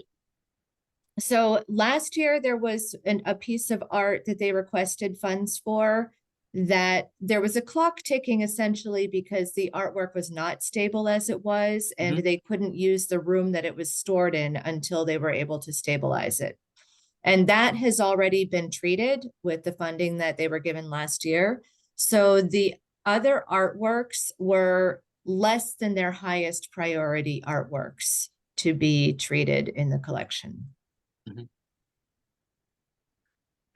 Because as I'm looking at their part, like if they put the prioritization, the priority 2 above the railing at priority 4, I don't have any problem, with us funding that instead of the railing. If we're gonna say we can't possibly fund everything, but we would defer to you guys as to what your second, we can't do your first priorities, we don't have that money this year, but we can do, the railing or a couple of the pictures and let them tell us what they think their next priority is, rather than us assume that, well, 9,000 is about what we got when we do the railing. If the committee was inclined to defer to the museum to decide what is their highest priority, then my suggestion to the committee would be that you set aside $10,000 that you would promise to the museum. Right. Invite them to come back next month and determine how to use it, because you need to put in your recommendation what it's I for. understand, and I like that. I like that approach. It's kind of basically say, rather than us, unilaterally say you can fix the railings. Is you could have $10,000. Do you want to do the railings? Do you want to do for priority 2 and priority 5? They could do that too. I think the argument for booting up priority 4, despite what they laid out, is that it's an exterior element experienced by the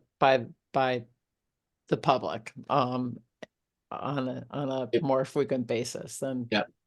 And if we as a committee want to fund that element, then you're right, that certainly would be in our purview to do so.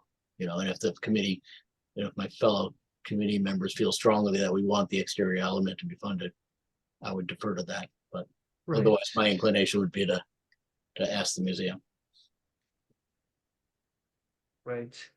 So some really interesting thoughts and comments made, and thank you, Roberta, for also sharing the $10,000 consideration. I wanted to see if other committee members have any thoughts about it, about whether setting aside 10,000 and then having Summer World Museum come back, and then maybe we could have a more robust exchange with them to understand about priorities, prioritizations, and some of the concerns that exterior elements in the railings versus restoring paintings, or making sure that that there's a preservation of paintings would be considered. I wanted to see if other committee members have any thoughts about where we're headed or where the conversation is headed at this time. My inclination is to go with Roberta's suggestion and have them come back and let them choose what they want to fund. It's I'm sure it's going to be a disappointment that we're giving a very small percentage of the ask. So even though I heard it was it Eric who said it, or David, whoever said the exterior gets used more. And I hear that, but I don't know, it's sort of like a consolation or something, because they're going to get so much less money than they're asking for.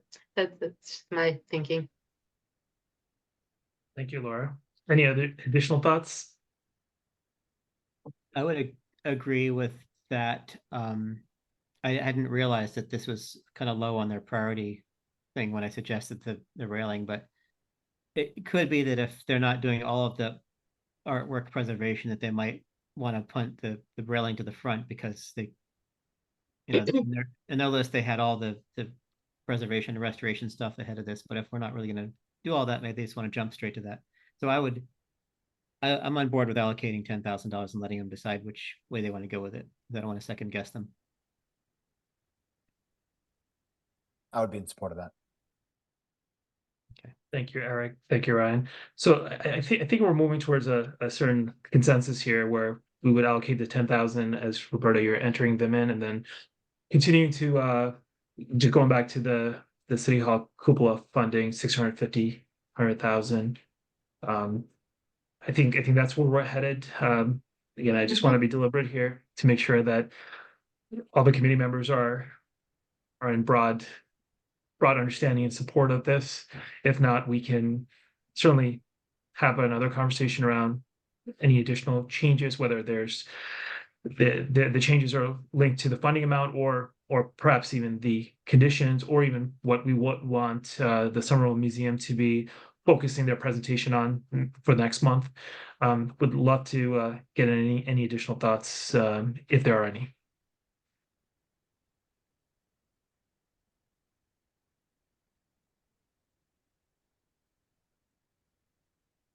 Seeing none. Oh, Heather, please.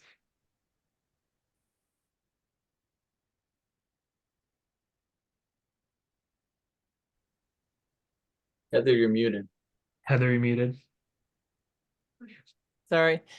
No, I thank you. I'm suggesting I'd be willing to make a motion that we award to the cupola $229,444 from the Historic Preservation Fund and $280,010 from the undesignated fund and $140,548 from the budgeted reserve.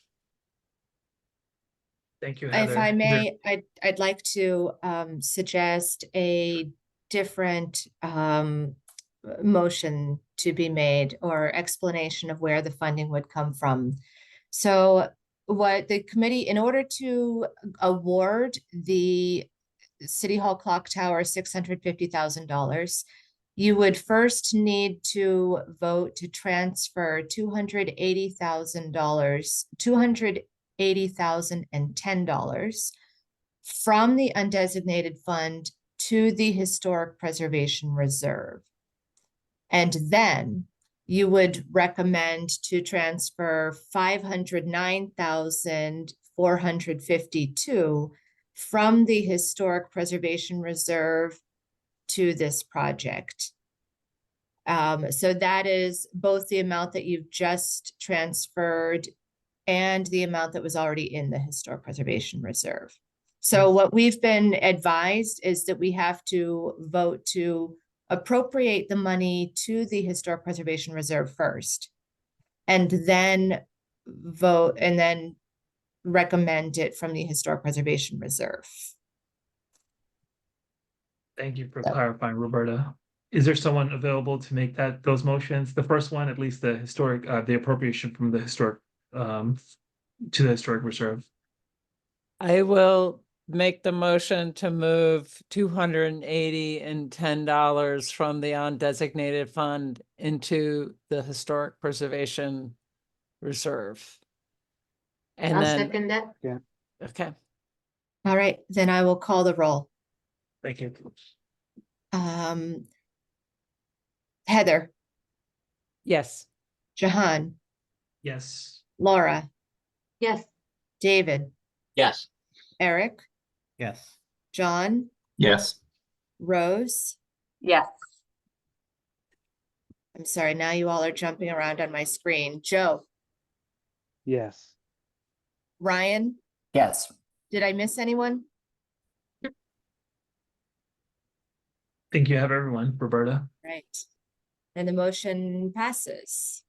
So the second motion would be to I'll make a motion to move 509,452 from the Historic Reserve Fund towards the cupola, the clock tower project, along with 140,548 from the budgeted reserve. Second that motion. I have a question before we vote. Because something that I've been thinking about since it came up in conversation is I would really like to see the application from the city be amended to reflect what the historic preservation money is going to be spent on. Is there a place or I don't know if that has to be part of the vote, but I mean, I would, like we were talking about before, there'd be kind of a column, that this is the money, this is where the historic preservation money is going, in their, revised, budget sheet from the city. Does that have to be a condition of this award? Or is that something that we can just gonna do outside of this? You could make it a condition, but they may be willing and you may Yeah. trust them to make that budget for you as a memorandum following this vote.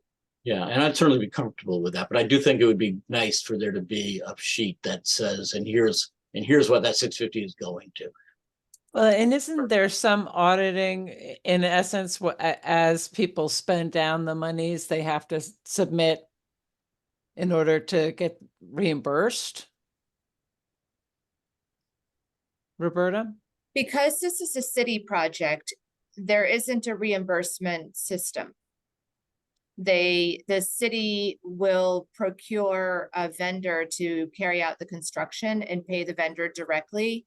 And I'm in the approval chain to see what the city is encumbering CPA funds for, to make sure that they're encumbering the funds for what was approved.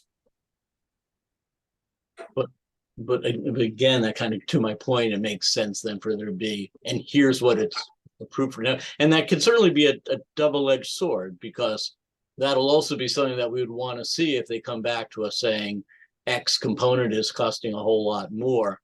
If it's not one of the components we're funding, I think we'd be on safe ground saying, well, you're gonna have to find money for that. But if it's one of the components we're funding, then they would have a good case to come to us saying, here's the cost overrun we want, the CPC to make up. But in any event, it just adds a great deal of transparency. Right. So David, to your point, I know that Melissa had mentioned that she was willing to write a memo, and if the other fellow committee members agree, we could have this this column. I'm going to call it a column that shows the CPA funds allocated to certain line items. Yeah, and I guess I'm agnostic whether it just be a revision of the budget sheet in the application or a separate memo. Whatever is easier if it satisfies the committee members. Sure. Just wanted to see how everyone feels about David's thoughts here. Any strong opinions, one way or the other?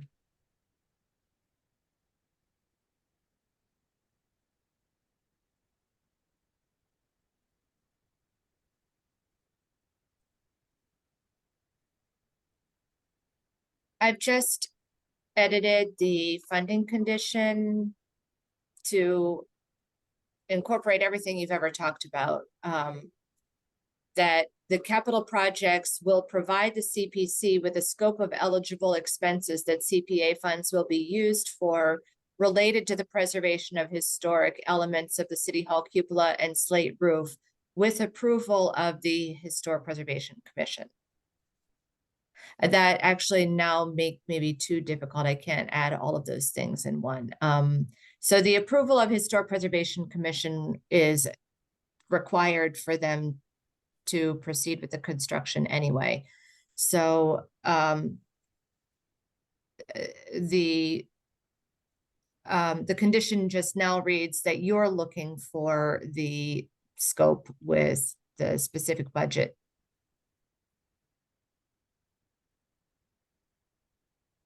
Right. Any thoughts about the wording as listed here? So this is item number 2 in the funding conditions. I guess it goes back to this thing about whether or not we're creating a precedence for something that becomes more difficult to maintain going forward than not.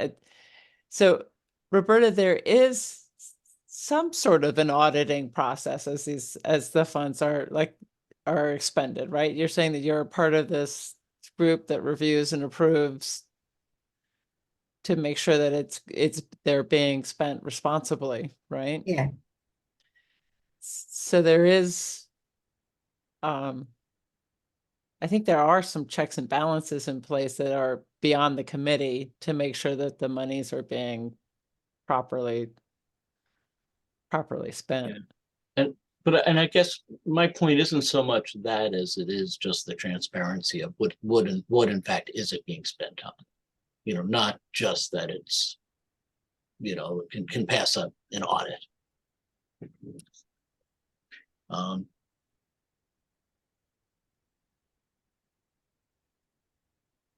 and so in that regard, but I'm also, I'm actually comfortable with this, with Melissa or the city saying, we'll provide that to you. I don't know that I go so, that it goes so far as to say it has to be a condition of the funding, I mean, because, it is the city we're working with here. If you can't trust City Hall, who can you trust? Well said, David.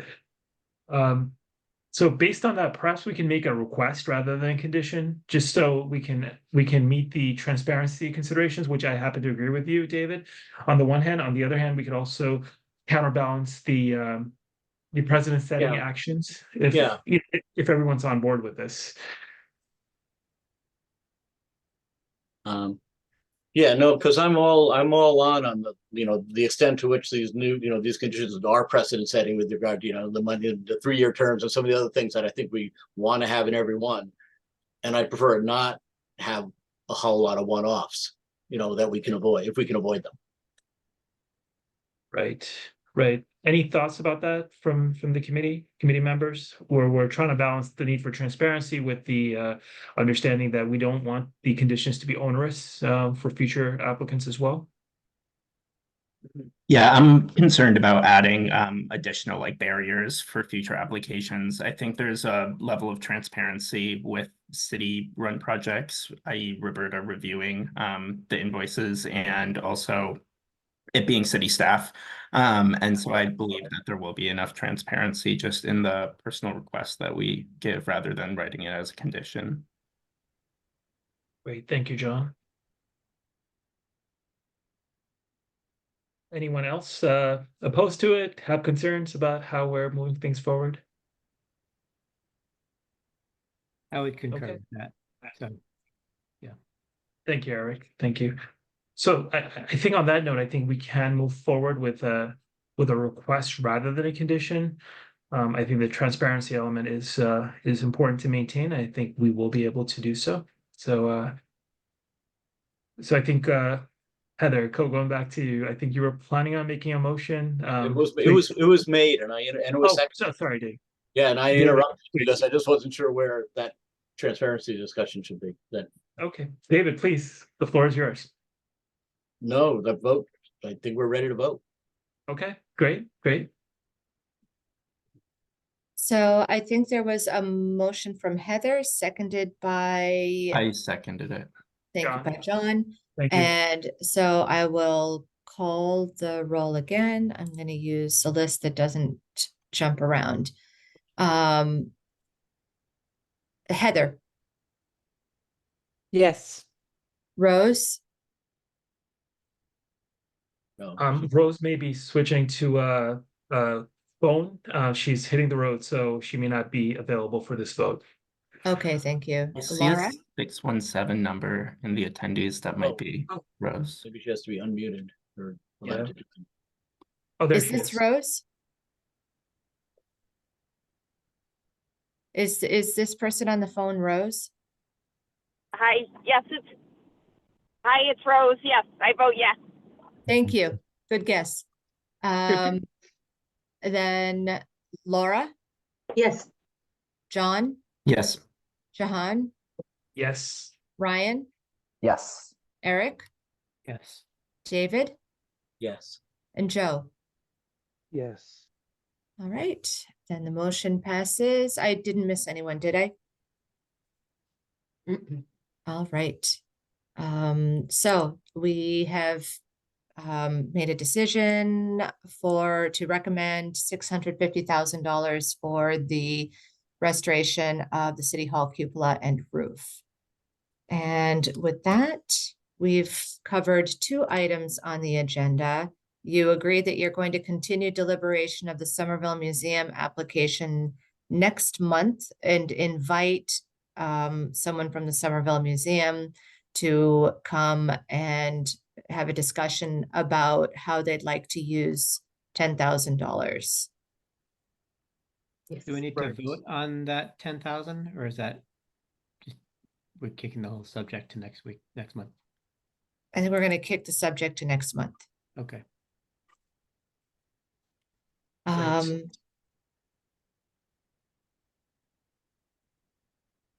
So, Roberta, I think we can move on to the next item on the agenda, the annual review process for FY25 funding round.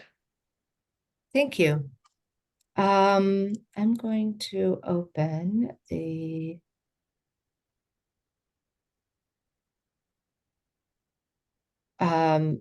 agenda. Oh, I only have the the survey. I had meant to put the agenda calendar in the meeting packet. So let me open the agenda calendar from another source. And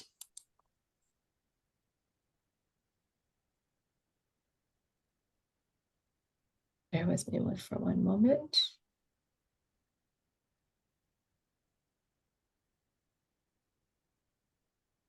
All right.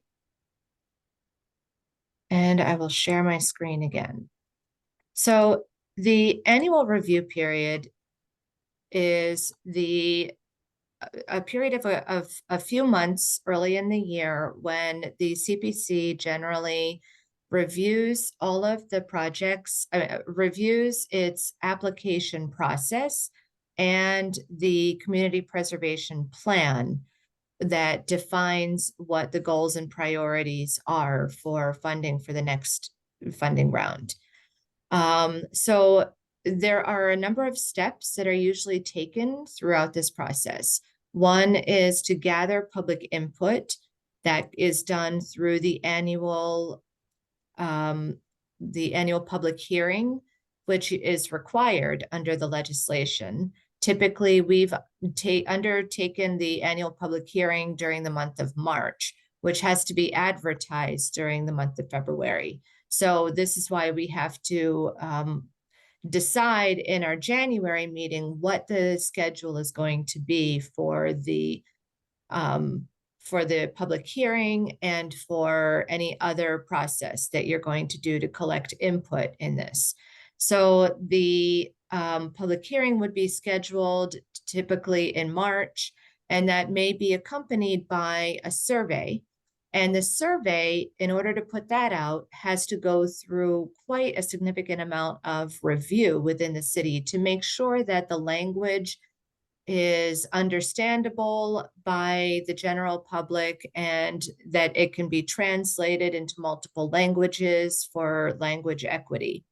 So that also needs to be approved this month in order for us to have a survey if the committee wants to have a survey for this funding round.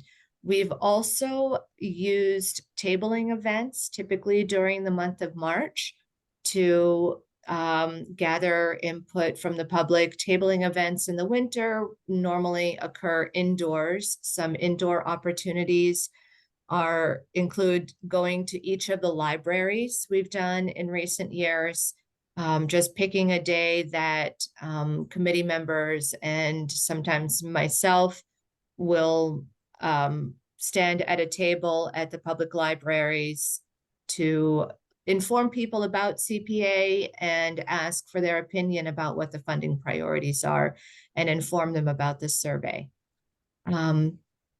So then we would also, so besides just wanting to know what are the community priorities with respect to how we divide the funds, we also want to think if there are ways that we could update or change the application process itself or the application forms to make them more user-friendly, to work better, to provide you with the information that you need to review projects and to be easier for the applicants to use.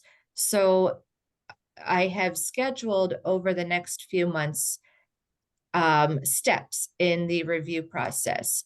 The annual report needs to come out. I'm sorry, the CPC's final plan needs to be completed in May, which is in conjunction with determining what your budget is going to be that you submit to City Council in the spring.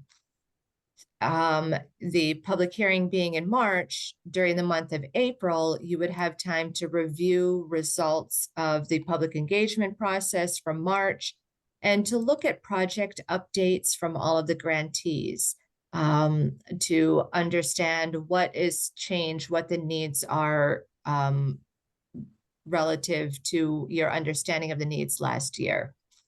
And I have in the schedule also to review the application process and the draft application instructions and forms at your next meeting in February. So this is a draft, and I would invite the committee members to discuss any changes or thoughts that you have about the public engagement. One more thing that's relevant that I wanted to mention is that I have also been helping other members of the finance division team this winter to prepare what's called a 5-year consolidated plan, which is sort of similar to the community preservation plan, but it pertains to the federal funding that's received from HUD for CDBG, home, and ESG grants, which have a lot of overlap with the CPA program in terms of the types of projects that they can be applicable to. And there is also some differences, but I've been helping with a lot of outreach, public outreach, and interviews in collaboration with other departments in the city and boards and commissions. So I can contribute some of what I've learned from that process, very extensive public process, to the to our community preservation plan process. And maybe this year that might mitigate some of the outreach that we typically do for the CPA specifically. So with that, I'd like to ask for your input and feedback on the process overall, and then we may look at the survey together, the draft survey, if you'd like to proceed with a survey this year.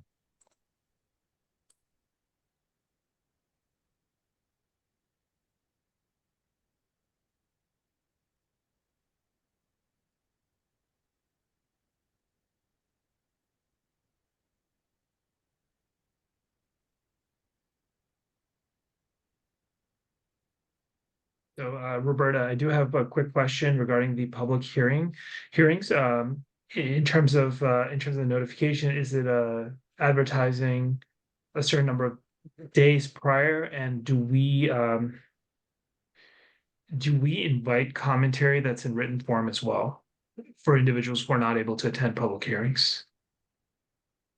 Yes, we do invite commentary in writing.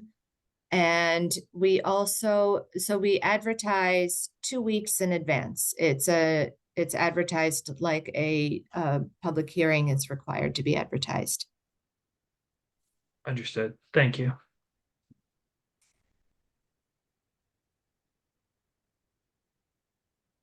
Just wanted to see, please. I think John and then Heather, please.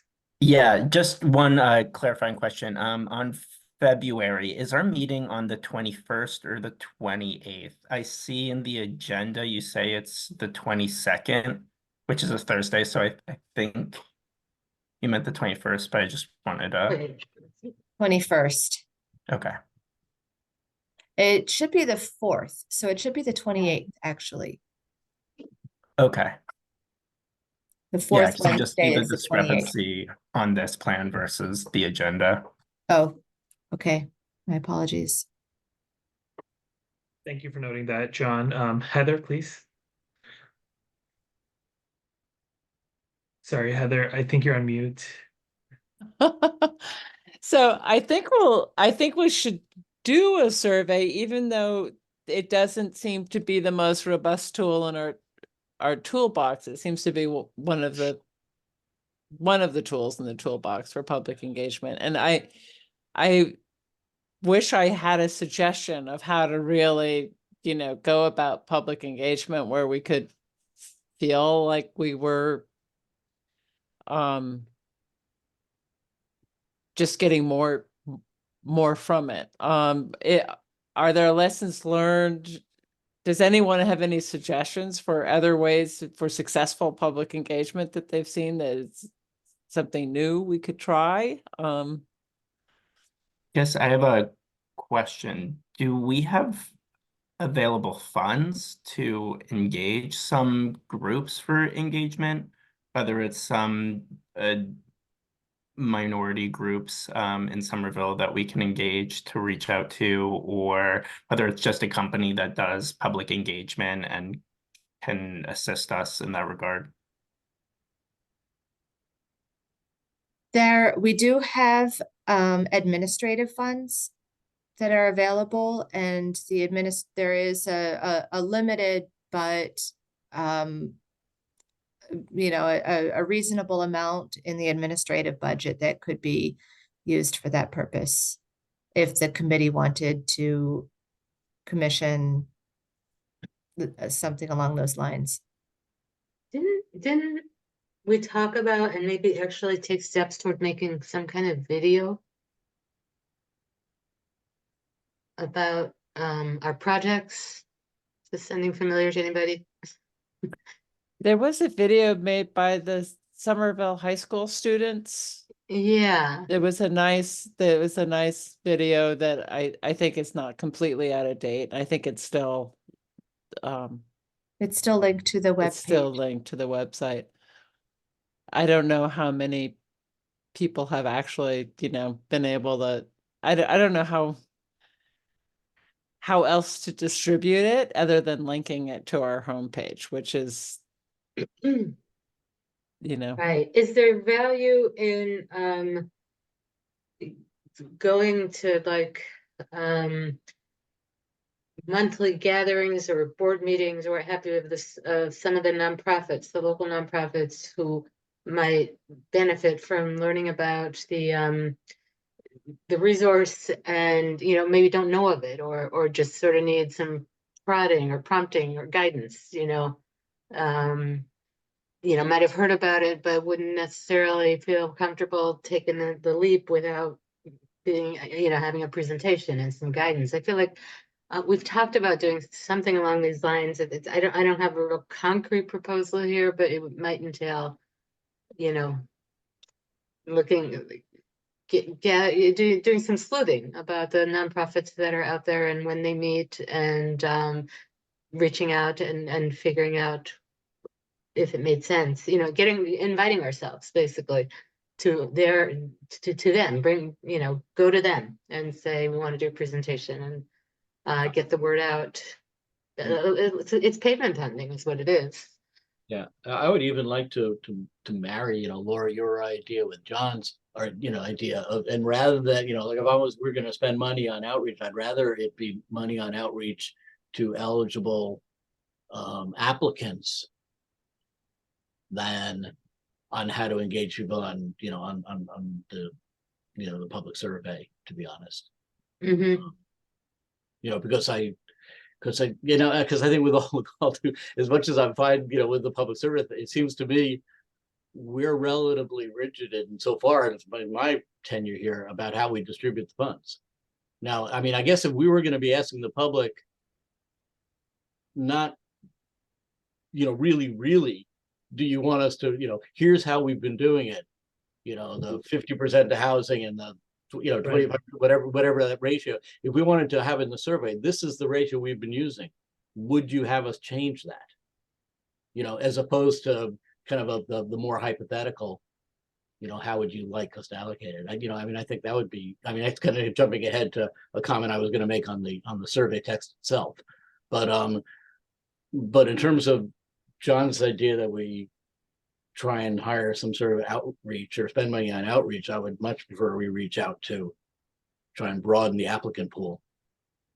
Yeah, I feel like in my time here we have there are certain it's the same 6 or 8 applicants. Yeah, and that's problematic. Yeah. And I don't know exactly what the solution is, but it feels like it's putting ourselves out there. It's going to the potential new applicants. And figuring out who that is. Maybe it's talking to our fellow committee commission members, you know, and I'm saying like the zoning board, the disability commission, you know, there's a slew, right? A slew of commissions and boards when you look on the website, and just tapping, I don't know, sending an email blast or something to everybody. And we could And do that, bring but I to also, get some suggestions, and then having a schedule like we do with the tabling at the farmers markets and what have you. But instead of that, or in addition to that, whatever, we put ourselves out there in the public in this other way. Go to assembled meetings of these nonprofits that could be potential applicants. I thought the printed outreach for the participatory budgeting that went on this year was really strong. I saw the copy all over the place. It was on municipally owned trash cans. It was at the bus stop. It was on the blue bike stops. I thought it was really compelling and really clear with like a call to action. So that I don't know what the city's how you get in line for putting signage on city-owned stuff like that, but I thought it was really compelling. You get in line, don't you just do it? You take your packing tape and just put it beside. In the case of the garbage cans, like in my neighborhood, it wasn't just tacked to the side. It was like actually a poster that was slipped behind the plexiglass on the side of the trash can. It was very official. But I'm all for guerrilla marketing as well. well, that's kind of go into John's point, is I'm also not averse to spending some money to find some firm that knows how to, you know, reach out and find this. I wonder if you could do something where you you sort of target your types of organizations, and you put something, you know, their tax bills or whatever, something that they would normally receive from the city anyway. That would be a way of kind of finding out who we're trying to reach and then targeting them. Yeah, I know also city councilors have their like weekly or monthly mailings that they can that they reach out to all their constituents. So reaching out to the city councilors, I think on their list. Yeah, I think Great. almost creating some type of advertising pamphlet that then can be easily distributed to all different committees, the city councilors, if we wanted to do a printing campaign and put them on the big bellies or other advertising ways, we could look at that, but kind of having some template of a piece of paper that we can start to distribute. I think the tricky thing without having too many, you know, caveats and exemptions would be, how do we make it clear Joe homeowner can't just come to, you know, we're not looking for individual homeowners, you know, that want to restore their windows. You know, and so I think that's will be the finessing part of a big campaign like that, is not having to then tell too many people to say, yeah, I want some of this money. You know, well, actually, no, we didn't mean you.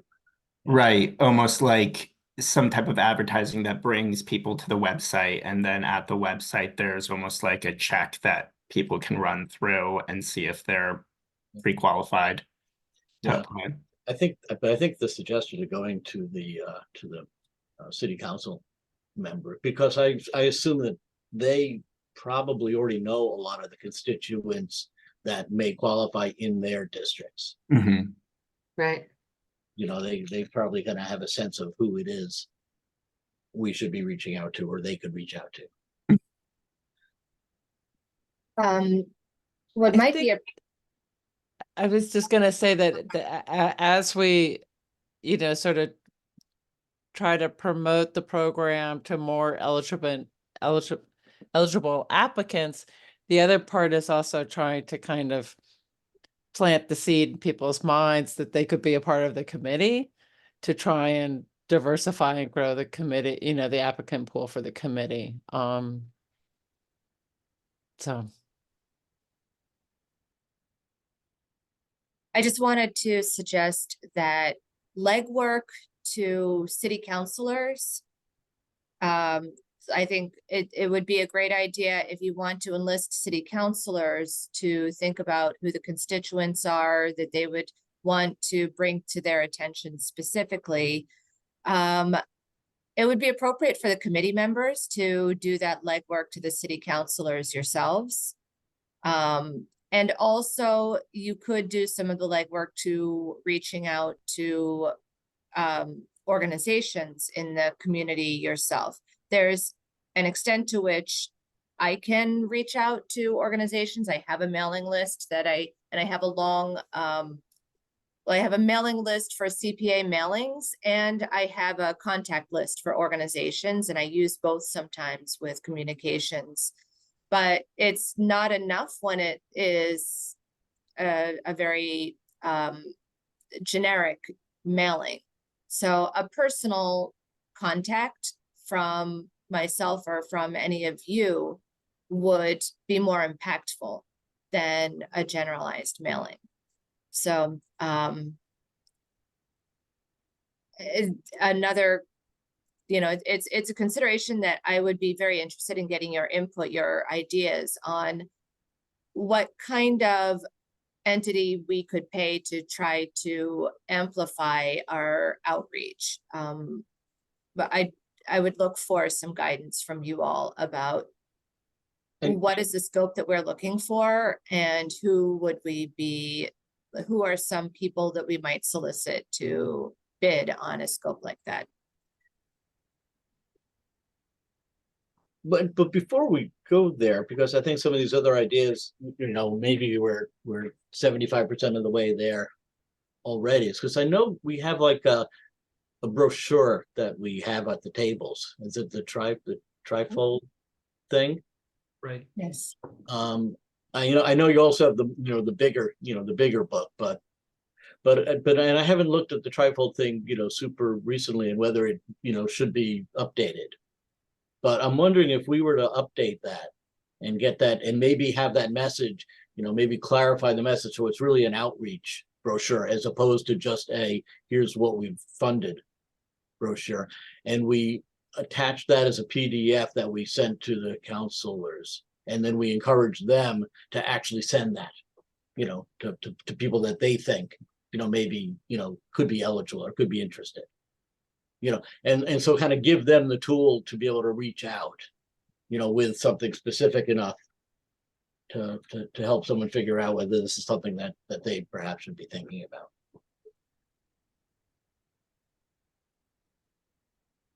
So what's needed is to prepare an announcement about what we funded this year. And that could be the basis for a newsletter outreach to city councilors and people on our newsletter mailing list.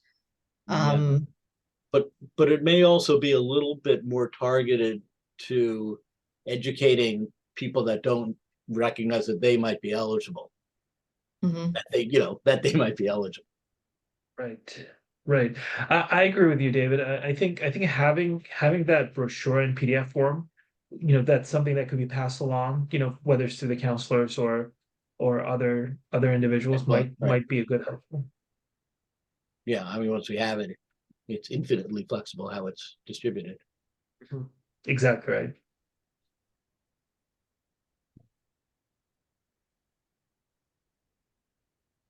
And if we wanted to do, if you want to have, obviously, Roberta, you can do that, but you want to have like kind of a subcommittee, of people to kind of work on that, I would volunteer to look at, to at least review a draft or, try and I think starting with the thing we have is probably a good starting place. And it's a question of, adding, like you say, I think as a part of it is stuff we funded, but I don't think that's the majority of it. I think the majority of it is, here's who we are, here's what we do, here's how it may affect you. It's kind of how I would kind of like to see it.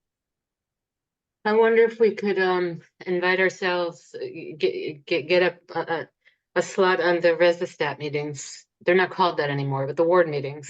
Yeah. And just, ask. They're usually co-hosted by the mayor and the counselor in that ward, in my experience. So maybe reaching out to like Roberta said, our individual counselors and/or Kachiana Ballantyne, and say at the next Ward 7 meeting, I'd like to make a presentation.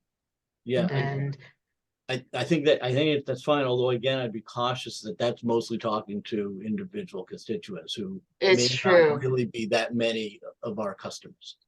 That's true. And it's not necessarily a diverse demographic who shows up Yeah, all the time. but I'm more concerned about us generating a whole lot of like interest that actually we can't fund. I guess I'd rather have too much than too little. Yeah. In a way, because we can turn them away if they're not ineligible, or like was suggested, put up some kind of pre-app or filter, answer these 5 questions, and if they answer the right way, then you're eligible, kind of thing. That can be done electronically. Yeah, I like that idea. Some sort of a kind of a checklist. If you like a if you can pre-app, answer it's yes to called. these to these 5 questions, you may be eligible. I like that. Right. And so, they don't get past the 5 questions, then it's not work for us, Roberta, especially. Yeah, and I guess unless they want to sell land to the city, I mean, we're probably primarily talking about historic preservation, right?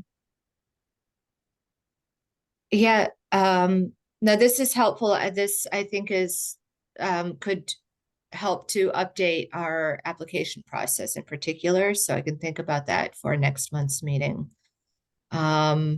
In terms of the overall schedule, I don't want to belabor the conversation for too long without having some concrete take homes. So it sounds as though maybe there might be interest in a subcommittee to work with me on advertising, outreach to increase awareness of the CPA program.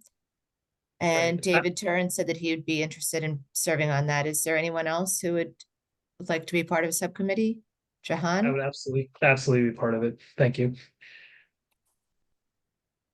I cannot put I might. I feel a little stretched right now. I'm doing stuff with the PTSA at the high school, but I am I really would like to see the applicants pool expanded. That feels very important.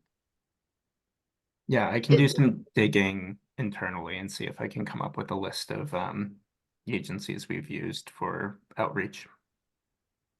Is it the Summer Vision people that kind of brings together like lots of different nonprofits from across the town? Is it them? I'm thinking like, maybe this happens already a little bit, that people are coming together, and and it might be a group like that would have potential applicants. Yeah, I'm trying to think. There are definitely some like agencies that we've used that definitely interact with the community and a lot of different nonprofits. So I'm just trying to think of like a list of who would probably be best to reach out. But we have a lot of different people. Yeah. Okay, so I have 3 of you to be part of the subcommittee. That's David, Jahan, and Laura. And then John, I'll confer with you about resources that you have. Yep. No. Great. So that helps. And the public hearing, we need to go forward with that anyway. March, unless you have any reason to change it, March is probably the best date for the public hearing. And either this month or next month, we can talk about the format for the public hearing. What we've done in the past is to invite some speakers who represent different interests to share some testimony at the public hearing.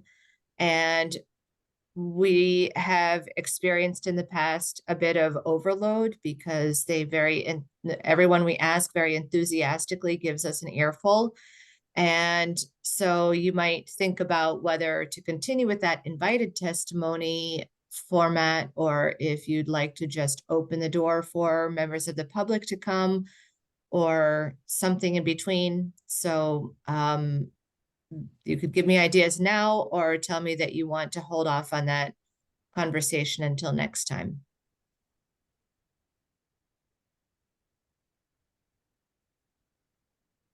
So Roberta, just being mindful of time, I would Yeah. say that might be helpful for the committee members to kind of mull things over for our next meeting. And also one item I would mention is that for our next meeting packet, if you could, and this doesn't have to be detailed at all, but if you could just share the format that you're envisioning, we could use that as like a basis for a conversation for next time.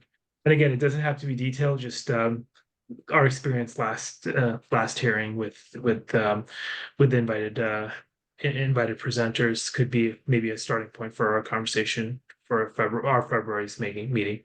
That's a good idea. Okay. So with respect to the application process, or the review, the annual review process, the last item is the survey. If you would like to go forward with a survey, I've presented a draft survey, and I would take your feedback on the draft. I would really need to have the survey be final as of this meeting tonight, so that I can begin the process of vetting it so that it can be released during our review process. I made some simplification because, as I mentioned, I've been working on this other planning process, the 5-year consolidated plan. I've been given some very helpful instructions, guidance on plain language and making materials that are easier to understand for lay people, as well as that are easier to translate into other languages so that they'll be relevant to non-English speakers. So I've simplified the language of the survey a bit from what it was last year. It begins with just knowing where in the city they live, in what ward. And then this question 2, the purpose for question 2 is really CPA awareness. And also kind of understanding for ourselves the impact of past CPA projects. So we're asking, in the last year, have you visited any of these sites that have been improved with CPA funds? And have you participated in public engagement for design of any of the following parks? Or have you or someone you know benefited from any of the following affordable housing projects or programs? And then I list everything that's relevant to those 3 questions. And I just noticed that the 3 questions aren't numbered correctly, but I can fix that later. And the next question is always difficult to word this as simply as possible, but I've simplified it from what we had last year. And it says, how would you divide the funds between the 3 program areas? The total should equal 100%. And then there are 3 open-ended questions asking for thoughts or ideas. And that's the end of the survey. Oh no, and then there's the demographic questions. I'm sorry. So just 1 page of demographic questions, which are fairly tried and true demographic questions. These same questions I've recently vetted with Somerset and with the Office of Immigrant Affairs. And so there's consensus that these are the demographic questions that kind of pass review.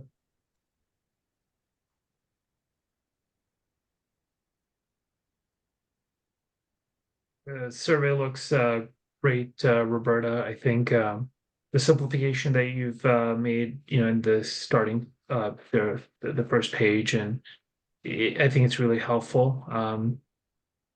Just wanted to see if committee members have any thoughts, any comments before we consider this to be adapted.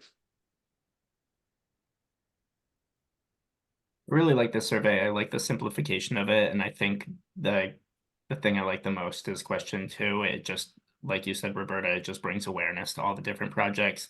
And even if we don't like get that much information from this, I think even just bringing awareness to all the different projects is wonderful in itself.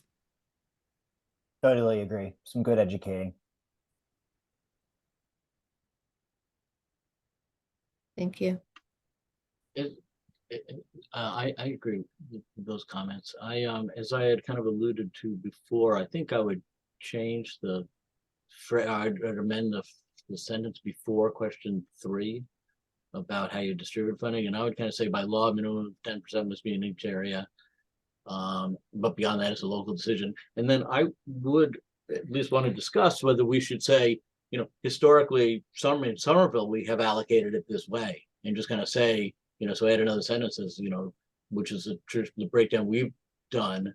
And then maybe in your question, have a column, which was, the existing, the 50, 25, 25, or whatever it is, 20 and 30. I don't know how it's broken up, to be honest. And then have a space for them to say how they would, allocate it. Because then it really gives them the opportunity to either agree with how we're doing it or say, no, I would do it different, as opposed to it just being open-ended.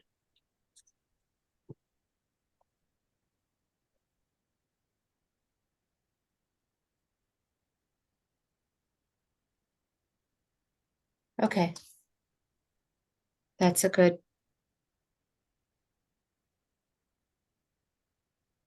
It's a good suggestion. Thank you. The other thing I might do is move your first question to the end after the map. Rather than, maybe most people probably know what word they're in, but you kind of say which word you are, look at the map, but the map is, 3 pages, 4 pages down, and maybe just put those together.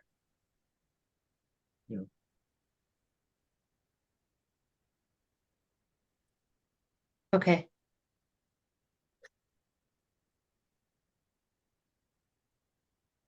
Thank you, David, for those comments. I wanted to see if there are any other suggestions for the survey.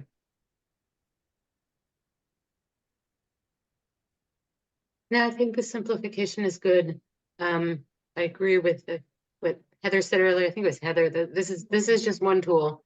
And so it's only going to help us so much, but I like the improvements. Mm-hmm.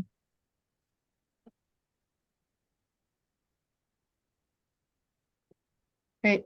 So I will make the 2 changes that were recommended by David, and then submit the survey for vetting through the other departments. All right. Great. Thank you so much, Roberta. Yeah. Just going back to the agenda, I know we have a few additional items. Wanted to see if I'm also being mindful of the time here. Wanted to see, Roberta, if you have time to discuss open space and recreation plan as well. I can do that.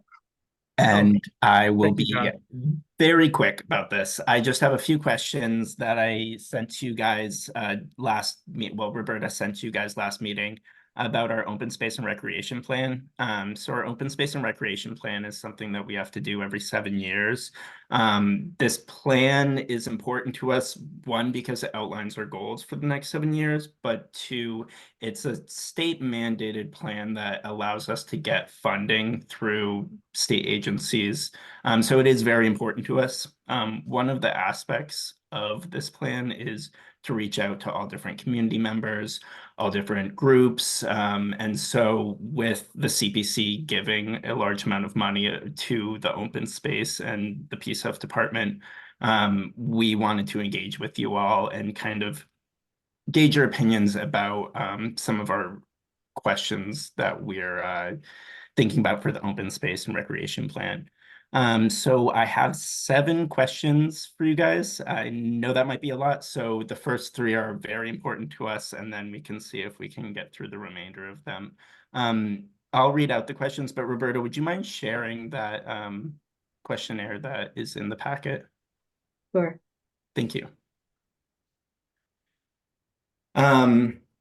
All right, so the first question we have is, what do you see as the most pressing issues for our open space and recreation in Somerville today? please answer from the CPC's perspective. So like, do you all see any issues with our open space and areas that we can improve?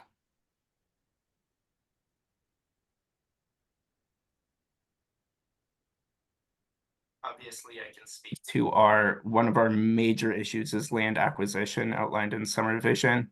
We are actively trying to acquire land, but with Somerville being so dense, it's very tough. It's millions of dollars to acquire even the smallest parcel. So I think that's kind of one of our major issues right now is trying to acquire more land. for Right, open and space. obviously that's one of the most pressing issues, although it almost seems like it goes without saying, but I guess since you're asking, we should say it.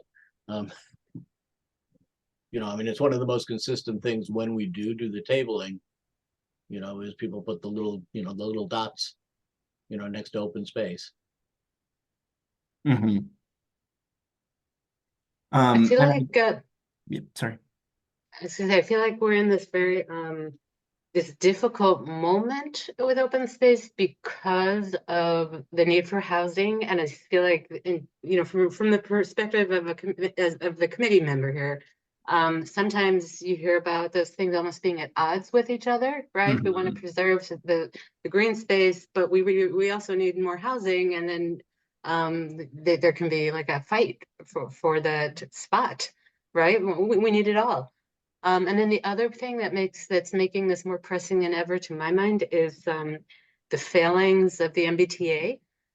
You know, and so therefore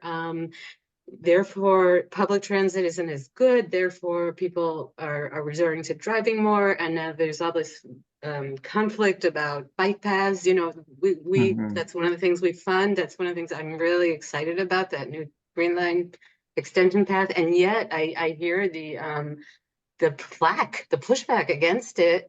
And again, I tie it a little bit to what's gone on with the MBTA. Nobody wants to take it anymore. I understand.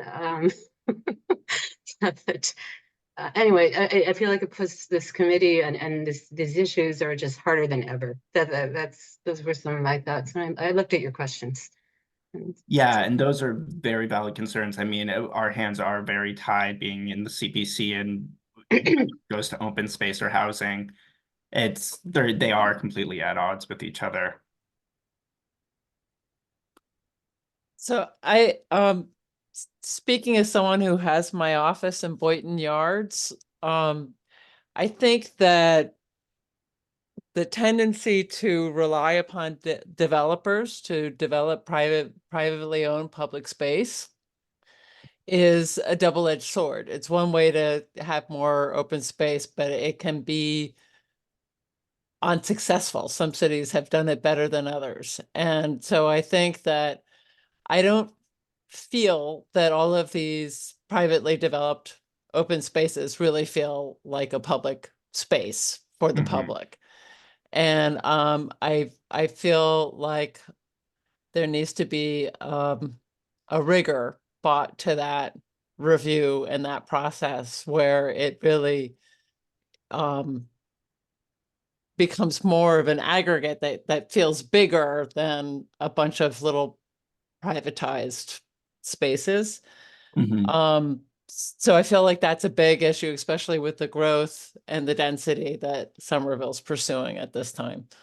And then on top of that, just the impact of buildings with the change in the light pattern and the wind pattern and on our existing urban tree canopy and everything, that there's a real, that density has a real impact on the open space around it, that I think also should be better understood from the maintenance and longevity kind of point of view. And also just when tabling, people quite often just bring up accessibility, bad sidewalks, not being able to get around, needing, you know, missing street trees, that kind of, that, you know, sort of the Great Boulevard point of view.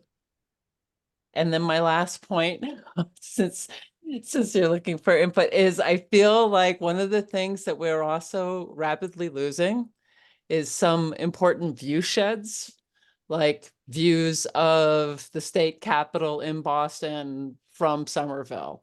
Or even I fear that one day you might look down Broadway and no longer be able to see the Charlestown Monument. And I feel like there needs to be a layer of planning that actually has to do with important view sheds that need to be protected. What's the word you're using there, Heather? View shed, SHED? Yeah, like you know, you might have a watershed, you know, but this is a view, they consider it a view shed in planning, where it's like it's a public resource where Okay. everyone's able to have access to these kind of historical connections or scenic connections that are significant that you want to preserve. Thank you. John, in a sentence, I'd say equitable access to green spaces across all of the city's neighborhoods and safe walking and biking to those spaces.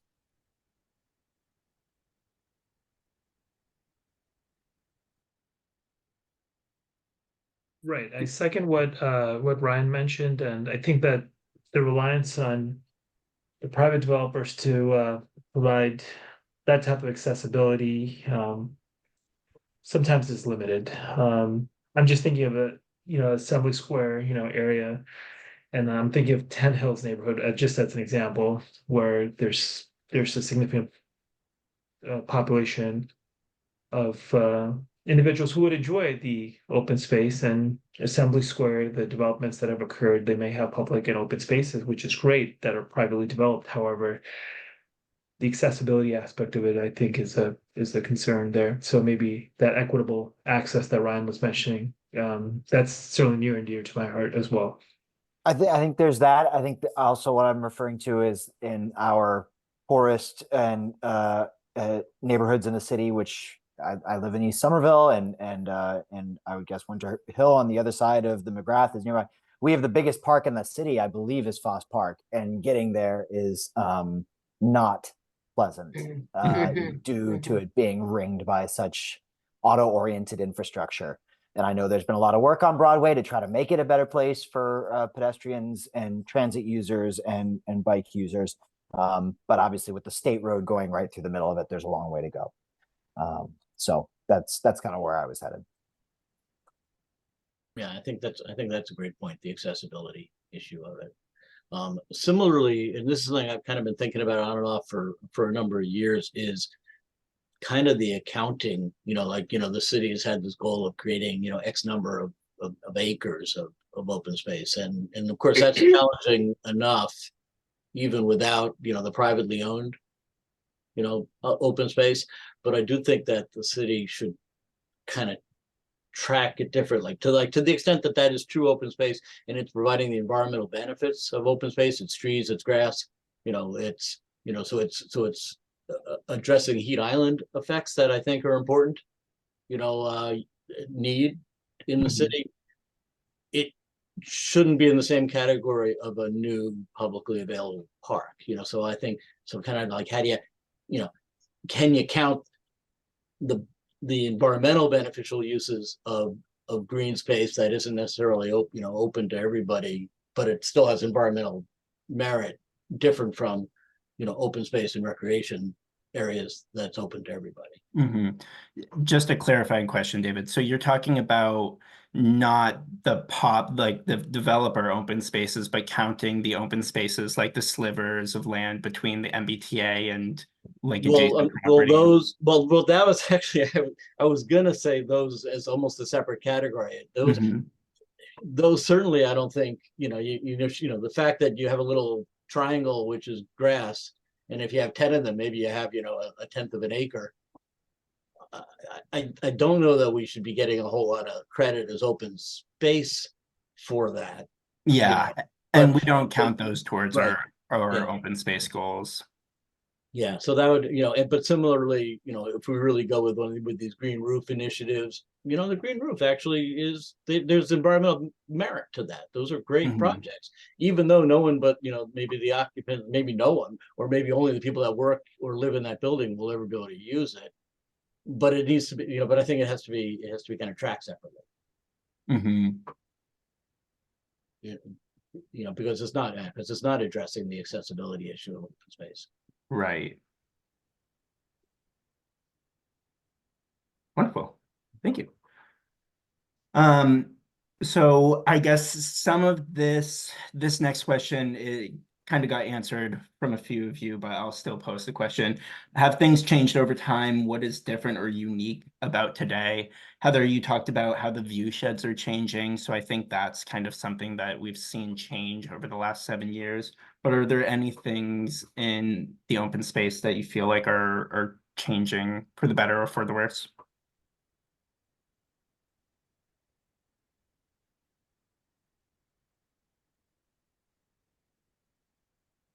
Well, I think all of the increase in bike infrastructure is a positive change.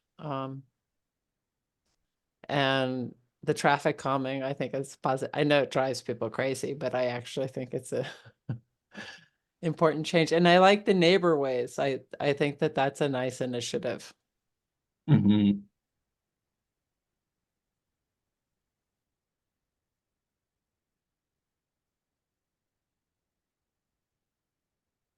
I'd say the commitment to and openness to small scale interventions, right? Pocket parks, single parcel, infill parks, that kind of thing.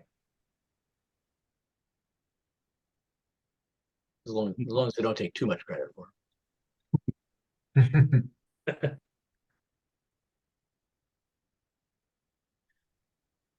So I just wanted to highlight that, of course, during COVID, the need for open space, fresh air was really top of mind for many, and it's great to see the city of Somerville support that, and not that one hopes for another unfortunate event or a pandemic, but it just highlights the need for open air spaces for residents to congregate in open air spaces that are accessible.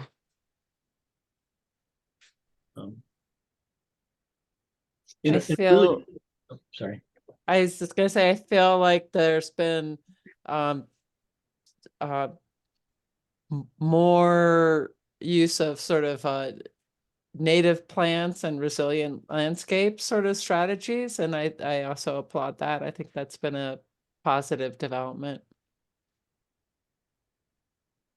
Yeah, that is definitely a big aspect that we're trying to implement, is the multifunctionality of landscapes, whether that's for the users or for the natural environment. Yeah. So yeah, thank you for saying that. That's a great thing. I would definitely want to emphasize that too. You know, native plants in the what do you call it? What do we want? Do we want the bugs to what's the phrase for the gardens that support or pollinators? The They're pollinators. like biodiverse pollinators. Yeah, right. But the pollen, you know, just like focusing on, you know, providing for those networks. I also, on the other side of it though, when you ask what's changed, I think, you know, well, a lot of the parks have been renovated and are you know, and they've been really kind of fun, creative renovations. I don't love all the foam, you know, the squishy foam stuff, because you see that, you know, those things are breaking down, and you see it in the runoff, you know, from those areas of the parks. And I kind of understand why they did it, but I think it would be good for the city to kind of revisit that decision and see whether there's, you know, better, more sustainable materials. Yeah, so we are trying to push for more sustainable materials. It's kind of a tricky issue right now where our hands are tied, because for new playgrounds, the state really only will permit that surfacing for playgrounds. So we are trying to push the state to relax those laws or look at different materials. But it is tricky right now where our hands are quite tied in using this plastic surfacing. But but maybe even if you do have to use it, is there a way to kind of capture the the material. that- Right, right, all. like some drain capturing system or just using it in more strategic ways rather than larger swaths. And I also get that you don't want to have edging around it because then people are going to trip over it, but I don't, so I'm not pretending I have a solution for you, but it bothers me when I see it in the runoff, trailing out of those areas into the rest of the park. Mhm. I think something that's different about now is climate change is more front and center. And so, Somerville has, as a city, has embraced that, right? And has, summer green is a thing. And I think it's also, it's stressful, and I'm going back to the dichotomy between the bikers and the drivers, right? So it's just, to me, it's kind of highlights how stressful everything is right now, just in Mhm. general. It's the moment in time in terms of the bigger picture. And that just makes it hard to navigate solutions. Mhm. One thing tying sort of into the pocket park thing, that for a lot of people, open space is nothing more than the street they're walking down. It's the Mhm. reality. And we have made improvements. I frequently go up Somerville Ave, and there's no question that's better than it was 30 years ago when I moved here. So I think that is a nice change. And also, I don't know how this would really fall within your purview there, but for a lot of people, open space is their neighbor's backyard, for example. It's the perception of open space, which is sort of like view shed in a sense. It's what you see from your windows. And I don't know if there's any way to offer a carrot to people to make their private property behave more generously in the public sphere in terms of how they treat their front yards and depaving and capturing runoff and stuff like that. Yeah, so I won't go deep into this, but there's the green score that the Public Space and Urban Forestry Department reviews. Anytime there's substantial renovations deemed for a property, they have to comply with green score, which pretty much means that they need to meet a minimum standard for how green their property is. They get bonus multipliers for putting that green space in the front of their property as a publicly visible multiplier. They can get native species multipliers. So we are really trying to incentivize green plantings, depaving, permeable paving, planting trees, preserving your trees is a big thing that you get a lot of credit for. So we are trying to preserve our open space in people's backyards. And forgive me, and what are these credits used? Like what credits in what regard? I mean, like. Oh, sorry.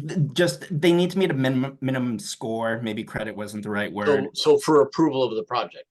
For approval of the project, yes. Or a building permit. Yeah, they won't get a yeah. certificate of occupancy without a approved green score. Has the city considered incentive, like actually, money for people that want to depave their yards or their driveways or? We don't have any financial incentives for greening your property right now. We just kind of use it as a mechanism for when people are kind of changing properties or they change hands or someone's trying to renovate a house to resell it. That's kind of our opportunity to jump in there. But we don't really have financial incentives to give to the homeowner to green their property. Would the city consider it? Maybe. I really can't speak to that. That's kind of more zoning compliance. It does definitely sound interesting. And I can bring it up to the higher ups, but I don't know if it's something that has been considered before or whatnot. It'd be an interesting thought of, I understand we can't just sit there and outright bribe homeowners to do that, but are there things that could be tweaked to the benefit of a homeowner that might not be just so blatantly financial that still make it worth their while? I was thinking of this because a couple of days ago I was walking up Avon Street or Berkeley, one of those where we've done this stormwater separation project. Mhm. Every single house had hard pavement, and it's like, well, in some ways it would benefit our city to actually put some money into keep capturing funding people keeping their water on their site in a way, even though they're not doing a project that requires them to do that. But I know this is a big topic and kind of a little bit off tangent to what you're asking us, but No, I but benefit. all very, very valid concerns. Definitely happy to circulate that to my higher peers. All right, so we have, I think I'm just gonna go with this one last question, looking at the time. You guys have given some really good answers that I can kind of fill in the blanks for the remaining questions. If you guys did answer these, I'm happy to, you can email them over to me. My email's at the bottom of that. But let's just go to that final question of, imagine 7 years in the future when the next OSRP is written. What would you like to be different about our open space and recreation programs? What would you like to be the same?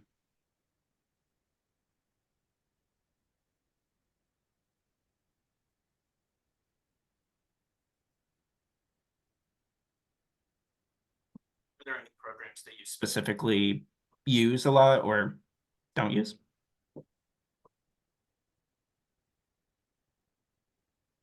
As interesting, I have kids who, as you have kids, your idea of what an open space ought to be changes quite a lot. Mm-hmm. And I'm thinking 7 years from now, suddenly I won't care so much about where the playgrounds are and where the workout places. It'll be more about where can I go and sit in a bunch of plants and forget I'm in a city. And so I would think, I mean, obviously that's a self-centered thought, but that would be something I'd be looking at. Mm-hmm. So it's almost like having this balance of playgrounds and passive parks that are all kind of close to everyone and close proximity. So no matter where you live, you're a 5-minute walk to a playground or to a nice passive park. Yeah. And I would echo that. One of the things that I think of, I live right on Lincoln Park, and I notice in the hot summer days, everyone is huddled under the trees, but there's not that many trees. Mm-hmm.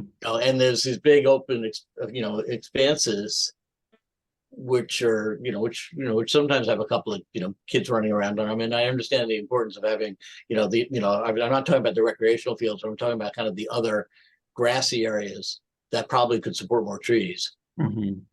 And have more shade for this passive recreation and also just for shade. Right. It's that lovely quote. Yesterday was the best time to plant a tree, but today is the second best.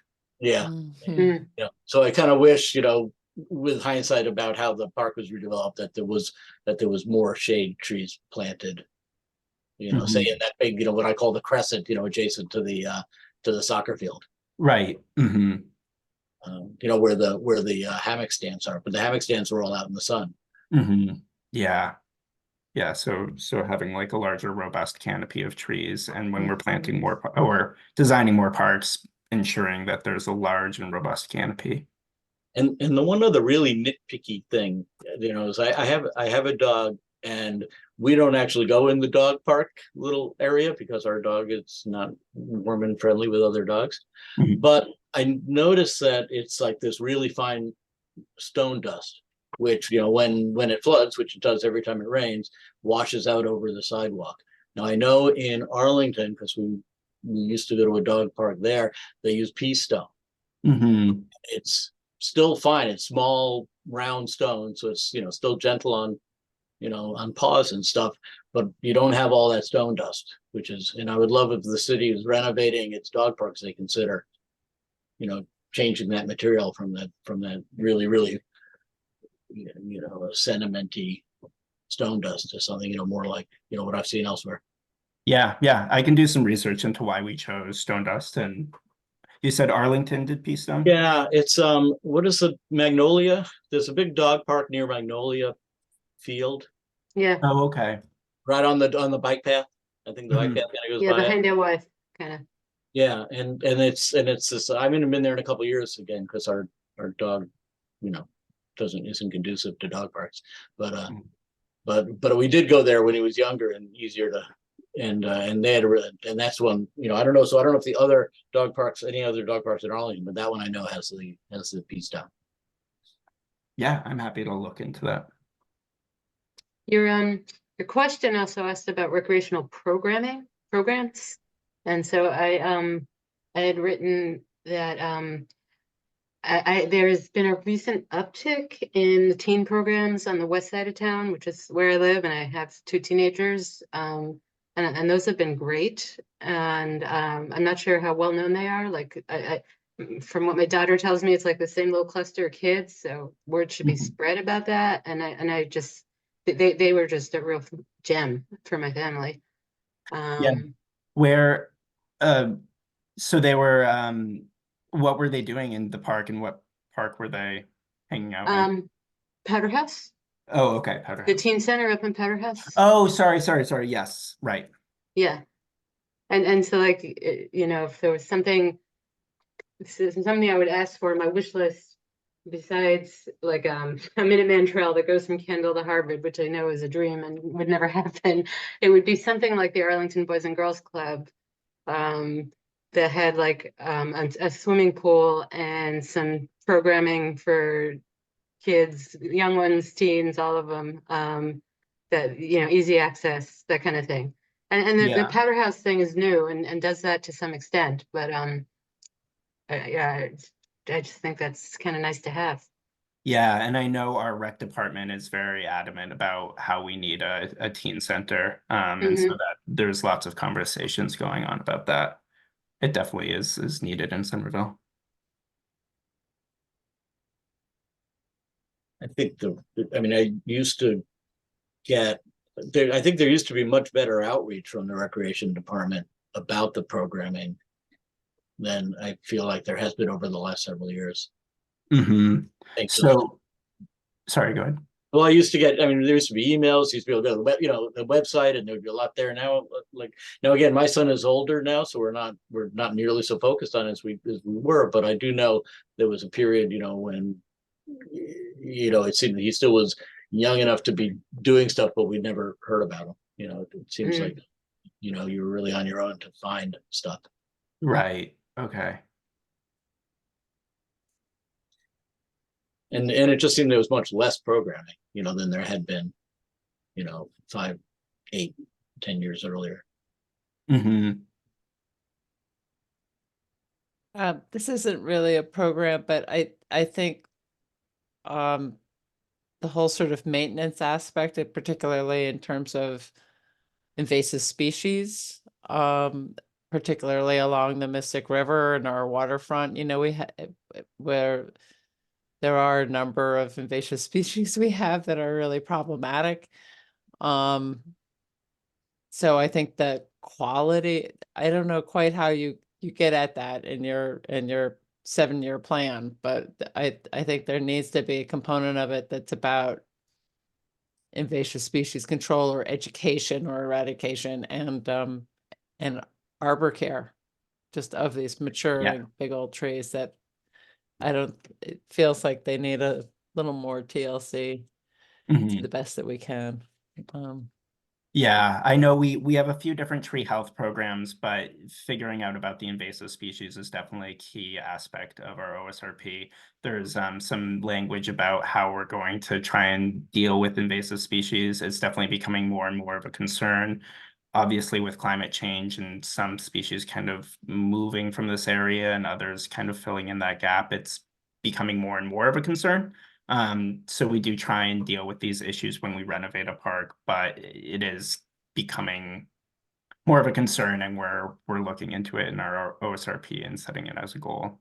And thinking about the Mystic River invasive species as well, that it's not just on land, but it's on water. And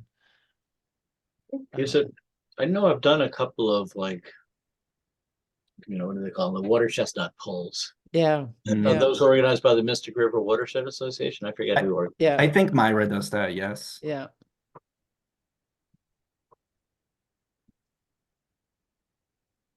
More integrated rat control at the parks. Yes. That's most of the wildlife I see. Bunnies and rats. Some falcons too. Or hawks. Yeah, well, that's actually a good point. And how we're killing them. I know that I've been reading about whatever the 2nd generation rat poisons and how much Mhm. more toxic they are to non-target species. Yeah, and looking at more trapping rather than poisoning as a. Right, I know we control had those method. little things that looked like PCs in our park for a while, but then Mhm. they kind of unceremoniously disappeared, so I don't know. So we actually just had a meeting with our rat czar last week to talk about rats in our parks, and they used this word that I'm trying to remember. It was like neophobic or non-neophobic. So they don't like change. And when they get used to things, they memorize it.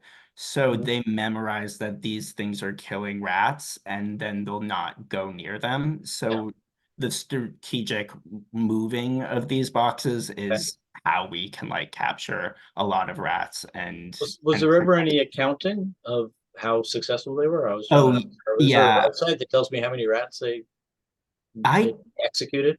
I don't know. I'll get back to you on that. I don't know if there's some public reporting about that, but I know Colin and the health department It would be a nice has, public outreach thing. yeah, has quantities. Oh, and I do want to absolutely applaud the transition to those sealed trash containers. Yes, the big That's- bellies. I think that's probably made a big difference. Yes, they have. And our parks are housing. It's not really a food source for them. So we're trying to deal with the food sources outside, but really our parks just act as housing for the rats. Well, Lincoln Park. I mean, I don't. You go to Lincoln Park on a sunny weekend afternoon. There's hundreds of people, and those trash barrels were, Monday morning were all overflowing and filled, with trash all around them. People's picnics, just on the ground next to the barrels.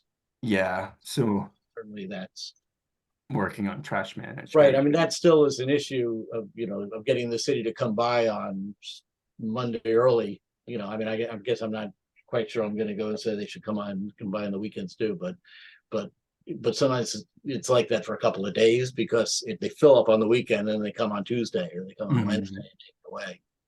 Right. So that sort of planning that that they're going to be full. Yeah. Parks that have like high volumes on the weekends should be treated a little bit differently. Yeah. Anyway, but this has been good, because I see the questions. I don't think of anything, but then you have a conversation. Obviously, I think of way too much. Yeah, I really appreciate all the brainstorming. Any other comments? Awesome. Well, I really appreciate you guys all taking the time to help me with this. And then I also just want to give one more plug. We have our final OSRP community engagement meeting tomorrow night. It's virtual. You can find all the information on our Summer Voice website. We also have it on our Instagram, and I believe it is in the questionnaire packet, a link to the Zoom. So hopefully I'll see you guys there. Wonderful. Thank you so much, John. Thank you. You're welcome. Just wanted to bring up news and updates. Roberta, is this a section that you're going to be updating us on? Yes, so I just have a couple of things to mention, and I'll be very quick. So first of all, as I mentioned earlier, I'm helping with the team that's preparing the 5-year consolidated plan that's determining how we use about $3.2 million a year of federal money that can be used for housing infrastructure improvements, economic development, public facilities, public services, and homelessness programs. So there is a lot of overlap, not 100% overlap between the things that CPA is funding. And so a lot of the information that we're gathering as part of that process overlaps with the same stakeholders that the CPC is looking to interact with. So I'll be bringing back some of the high level conclusions that I've learned from some of this process when it comes time to report on the priorities for the CPA. But meanwhile, I want to invite you to participate in the 5-year consolidated plan process. There are a few different ways you can do that. We already had our first neighborhood meeting last night in East Somerville. But there's an upcoming neighborhood meeting in Union Square, in-person meeting that will be bilingual in English and Portuguese. And that'll be on Tuesday, February 6th at 6:30 p.m. upstairs at Bow Market. Then there'll be a virtual meeting that will be on Thursday, February 8th at 6:30 p.m. And the flyer that's included in your meeting packet has a URL to attend that meeting. And there's also a survey that you can take. It's a very different looking survey for the 5-year consolidated plan. So invite you to participate in this in any of these ways. And also, please share this information with your networks. We're especially targeting low and moderate income people across the city because that's who can benefit from the funding source. So any groups that you're a part of that include low and moderate income people, seniors, people with disabilities, non-English speaking people, people who are in vulnerable populations who are more often low and moderate income. Please help us to reach these. And the other thing that I wanted to bring to your attention, this was a very late notice that we received, an invitation from the city's Office of Immigrant Affairs that they are hosting a Lunar New Year festival this Sunday, January 28th, 2024. And they are asking if we would like to participate in tabling at that event. So I'm not going to volunteer to do it by myself, but if any committee members are interested in joining, I will bring all the gear and facilitate the tabling with you. That is this Sunday. We're supposed to let them know by Wednesday, January 24, but we could still get in if you let me know tonight, I will let them know tomorrow. The event runs again from 2:30 to 4:30 p.m. and it is located at the East Somerville Community School.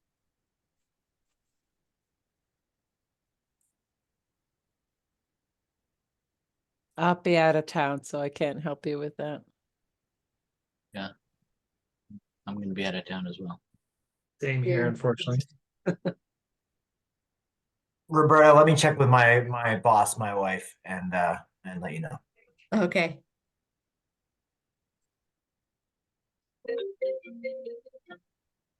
All right. And that is everything that I have for you all this evening. Great. Thank you so much, Roberta. Just want to thank everyone for their time, dedication, engagement. Roberta, I just wanted to ask, do we need to have a motion to adjourn the meeting as well? Yes, we do. Great. Would somebody be kind to make the motion? I will. Or I'll second whoever just said that. I didn't think it see was- who was the first. I'll make the On- motion to adjourn. Okay. I think it was John Uh, making the motion, Laura seconding it, and Roberta, if you don't mind calling roll. Sure. Heather, Yes. Rose, Yes. Laura, Yes. John, Yes. Jahan, Yes. Ryan, That's a yes. Eric, Yes. David, Yes. and Joe. Yes. Thank you all. Thank you. Have a great night. See you in Great February. night. Well, Yeah, thank you. see you. Wonderful night. Good night. Good Good night. night. Thank you. Bye.